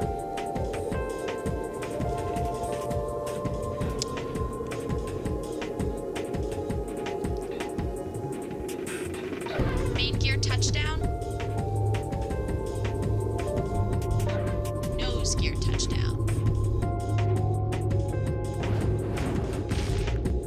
We have an unofficial touchdown time of 4 days, 33 minutes, and 10 seconds.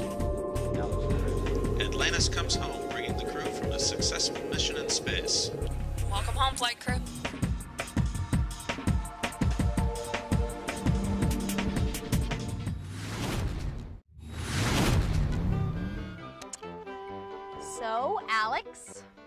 We're in the state of Vermont.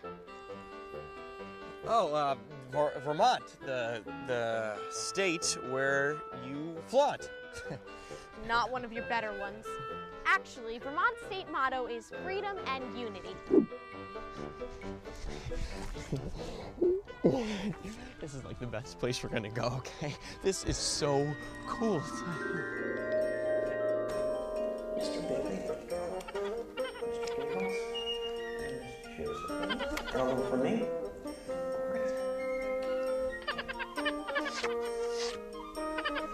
Yes, Mr. Giggles, I would like some sugar. Thank you. 2 sugars. Are you okay? Fine. Oh, teddy bears. I had a teddy bear. Did you have one? Yeah, you know, there are a few stuffed critters lying around the house. Yeah, I had a couple. Legend has it that the first teddy bears came from Germany. The name Teddy came from Teddy Roosevelt, something about a hunting trip. How do you know that? I saw it somewhere, like in a comic book. I'm gonna check you on that. Actually, Emily, Alex is right. The teddy bears are named after Theodore Roosevelt. I'm gonna go visit the bears, okay? Oh no, I'm coming with you. We can have a tea party. What? You know, a tea party? When I was little, I used to set up all my bears and we would have tea and cookies. You know, just me and the bears. Must be a girl thing.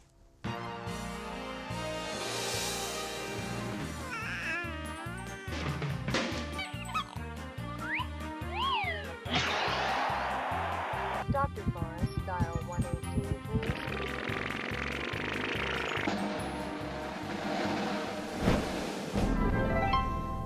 I think I'm in love with this place. Can I help you guys? How many bears are there in the world? Well, How many do you have? well, how many do you have? 200. Who makes all the cute little outfits? How do you get the bears to be so soft and snuggly? How many years of training do the bear makers get? Now, what happens if a bear gets injured or sick? Who names all the bears? How do you get all the love inside?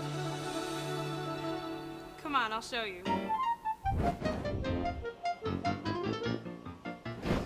This is our cutting station. It's the first stop that your teddy bear will make on his journey to being made.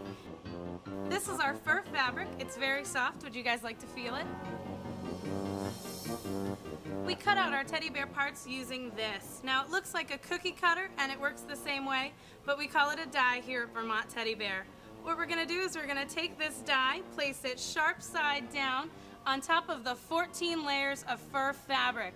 And then we're gonna use a hydraulic press to force the die through the 14 layers of fur fabric that will cut out our teddy bear part. Now, it may not look like it yet, but this is going to be part of the teddy bear's face. This is where we sew our teddy bear parts. We sew them so they look like this, inside out.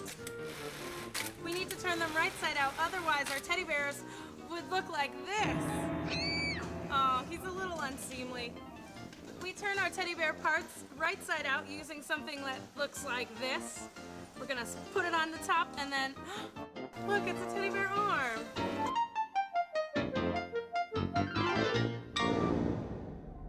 But for even the cutest teddy bears, tragedy can strike at any moment.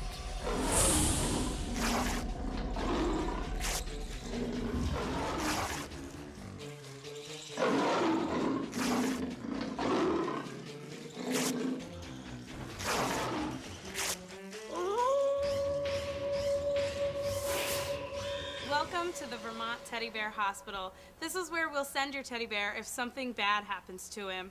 Now this is Dr. Mike. Dr. Mike is the one who will fix your teddy bear if he gets hurt. Dr. Mike, is there anything you can't fix? The only thing we can't fix is if you put him in the dryer.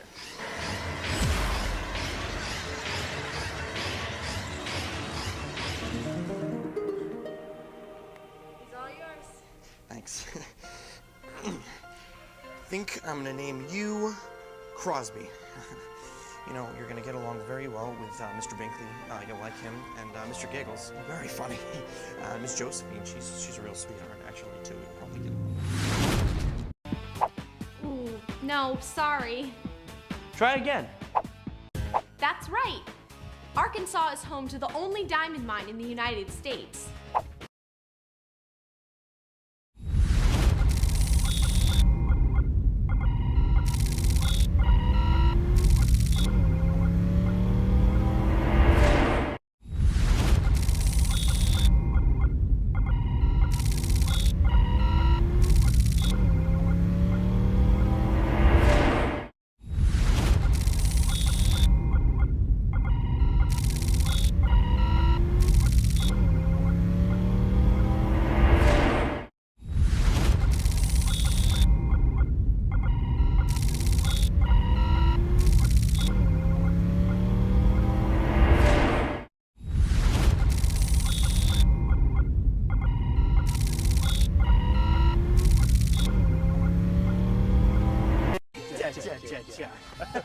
Hey gang, today we're going to teach you how to do the Trip Flix cha-cha-cha. Now before I can begin starting with these lessons, I think I should show you what the finished product looks like so you have something to aim for. Here it is, the Trip Flix cha-cha-cha. Alright, so now that you know what the finished product looks like, I'm going to show you how you can do it, okay? Alright, so we're going to start from the waist down. We can learn how to move our feet in order to do the Trip Flix cha-cha-cha correctly, okay? Now what you want to do is you want to start off by leaning on your right side, okay? So lean on it and then lean on it again. Then lean on your left and then lean on your left again. Then your right, your left, and right, left,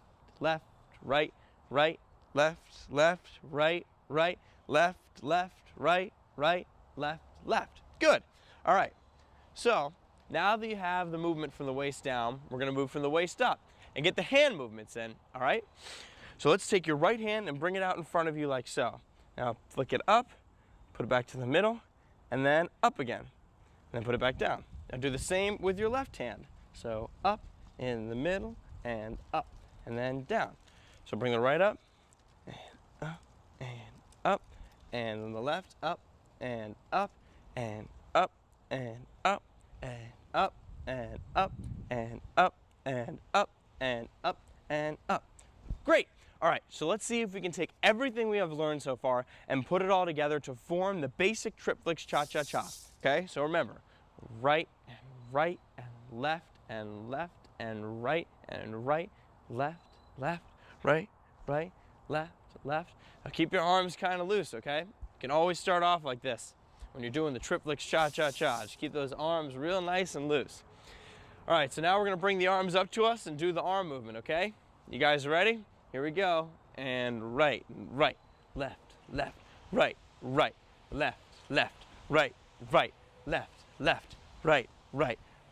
left. Great, good job. That is the Trip Flix cha-cha-cha. But what we're going to do is we're going to make it a little more complicated by adding in a spin right in the middle of it, okay? So what you want to do is essentially, you're just kind of walk in a circle. You're going to take a step to the right, like that, and then bring your left foot to meet your right. And then a step to the right, and then bring the left, then to the right, and bring the left, and to the right, and bring the left. So it'll look kind of like so. All right, you ready? So you're doing the Trip Flix cha-cha-cha, right? And then here we go. We're going to move in a circle, and right, and left, and right, and left, and right, and left, and right, and left. Great. Now what you can do with your hands while you're doing the circle is move them around in a circle, just like so, okay? So what you want to do is kind of look up and see that your fists are moving in a circle, all right? So you just start walking around in a circle and move your hands and fists around in a circle with them, okay? All right. Now let's see if we can put that all together, okay? So start off just by doing the regular Trip Flix cha-cha-cha, all right? And then soon enough, we're going to do the circle, all right? You ready? Here we go. Right and left and right and left and right and left and right and left. Great. It's the Trip Flix cha-cha-cha. But here is the most fun part of all, okay? When you're doing the Trip Flix cha-cha-cha, you can say something that goes along with the dance. Like, for example, right now, Emily and I are in Maryland. So We're in Maryland, cha-cha-cha. We're in Maryland, cha-cha-cha. We're in Maryland, cha-cha-cha. We're in Maryland, cha-cha-cha. All right, but you don't have to, be in Maryland just to do the Trip Flix cha-cha-cha. You can do it wherever you are. So let's say, for example, you're in Arizona, okay? So all you have to do is Arizona, cha-cha-cha. Arizona, cha-cha-cha. Arizona, cha-cha-cha. Arizona, cha-cha-cha. Now, you don't just have to do the state or the city that you're in. You could also do how you're feeling at the moment. Like right now, Emily and I are pretty happy, right? All right, so we are happy, cha-cha-cha. We are happy, cha-cha-cha. We are happy, cha-cha-cha. We are happy, cha-cha-cha. Now, you're not always going to be happy. Sometimes something happens where you can feel a little bit sad, but never fear. The Trip Flix cha-cha-cha is there to cheer you up. So let's say you're kind of having a bad day and you're feeling a little sad. We are sad, cha-cha-cha. We are sad, cha-cha-cha. Feeling better, cha-cha-cha. Feeling better, cha-cha-cha. We are happy, cha-cha-cha. We are happy, cha-cha-cha. So never fear, when you're having a sad or a bad day, just try and do the Trip Flix cha-cha-cha and see how you feel. And you don't even have to do it about your emotions either. You could do it just about, let's say if you were doing your homework. Doing homework, cha-cha-cha. Doing homework, cha-cha-cha. Doing homework, cha-cha-cha. Doing homework, cha-cha-cha. So there you go, the Trip Flix cha-cha-cha. Hope you guys enjoy it. Did you know that 1.5 billion of these little green houses have been made since Monopoly was first sold in 1935? Yeah, 5.1 million, not 1.1. Nathan Spade. Oh, hold on, sound guy. You guys gotta meet again. No visit to Montana would be complete without a visit to the sorry. No. I'll do it again. Well, I'm Lonnie, and I welcome you first to the Lonesome Spur Guest Ranch. And State started using the slogan in 1947 after a book published here called Big Sky was published here in 1947. Really? Yes. There's a book published called Big Sky, published in publishing. Let's back up. Let's go check it out. Really catch the... Let's go check it out.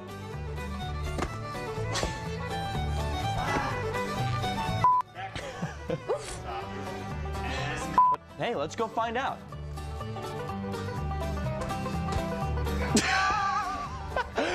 Well, let's go find out.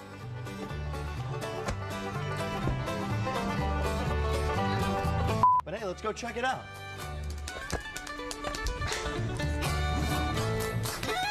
Largest baseball bat, leaning up against the building where the Louisville Slugger bats are made. Lee, that Lee, those Mirror Lakes were, yeah. I didn't even know there was like a real metropolis.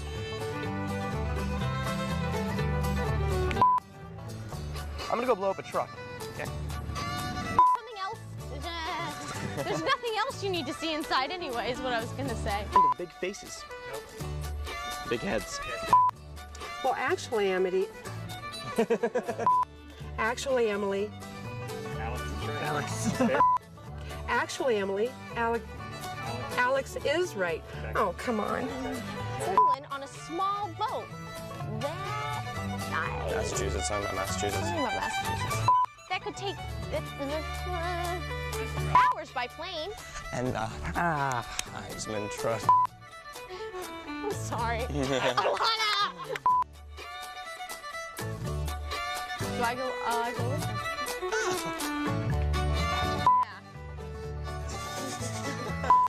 Lookout point. Lover's Leap. Oh. Ah! Jones, gnomes! Look out. Okay. Yeah. Ah! Jones, gnomes, look out!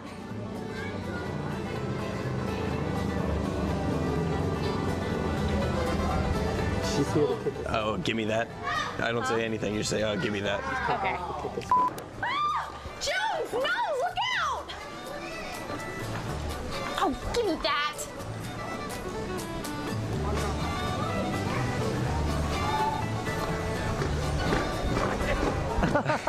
Did you not listen when she described this to you like 3 times? You acted the heck out of that one. Done yet? Yep. What do you think? Are you done yet? Yep. What do you think of it? Are you done yet? Yep.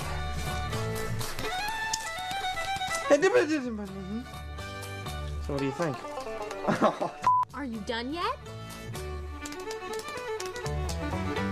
Yep. So what do you think? Good. What are you And mug the cookie. No. Other side. Jeez. What did I say? I said right here. I even. Love inside.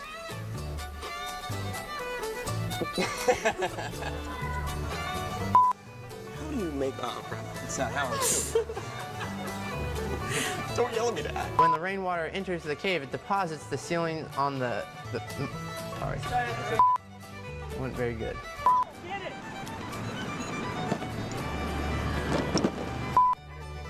Okay. Georgia, Georgia, on my mind. Hey, you know, that's Georgia's state song. I'm sorry. This bug landed right on my nose. Oh, Augie, what's up, man? You good? I'm good. I'm good. That's a lot.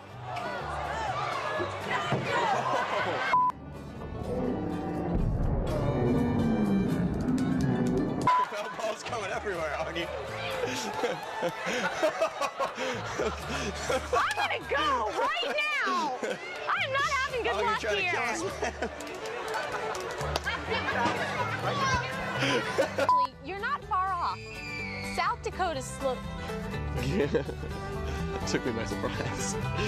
Sounded like a pterodactyl Come on, from Jurassic Chris. Park. Chris, go work your magic.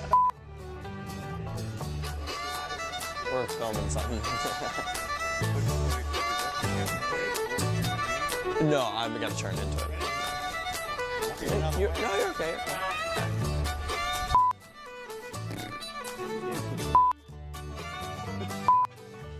Get the schmutz up. There you go. You look cute now. My sister used to use this to brush my hair. No wonder I was balding at the age of 10.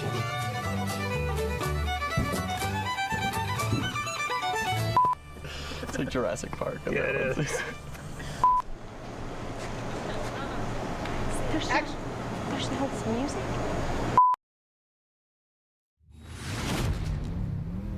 You're in Arizona, cha-cha-cha.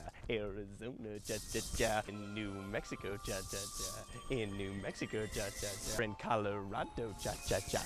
Colorado, cha-cha-cha. You're in Utah, cha-cha-cha. You're in New Mexico, cha-cha-cha. Arizona, cha-cha-cha. Colorado, cha-cha-cha. You're in Utah, cha-cha-cha. Hey, gang. Today we're going to teach you how to do the Trip Flix cha-cha-cha. Now, before I can begin starting with these lessons, I think I should show you what the finished product looks like so you have something to aim for.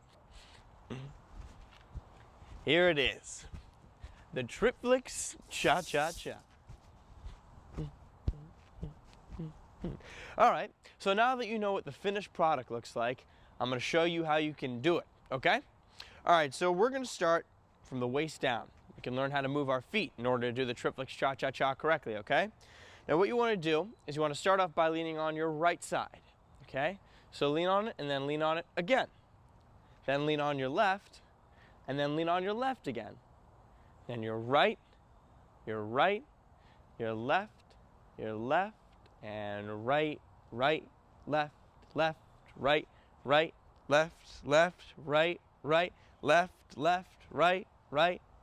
left. Good. All right.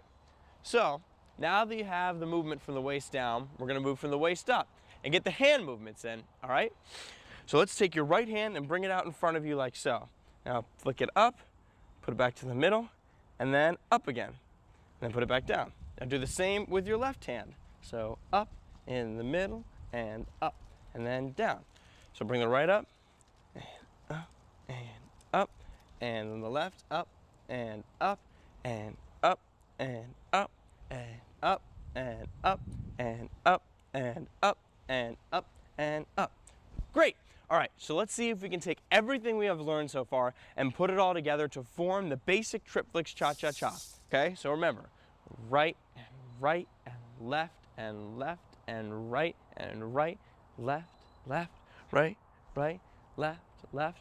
Now keep your arms kind of loose, okay? You can always start off like this when you're doing the Trip Flix cha-cha-cha. Just keep those arms real nice and loose. All right, so now we're gonna bring the arms up to us and do the arm movement, okay?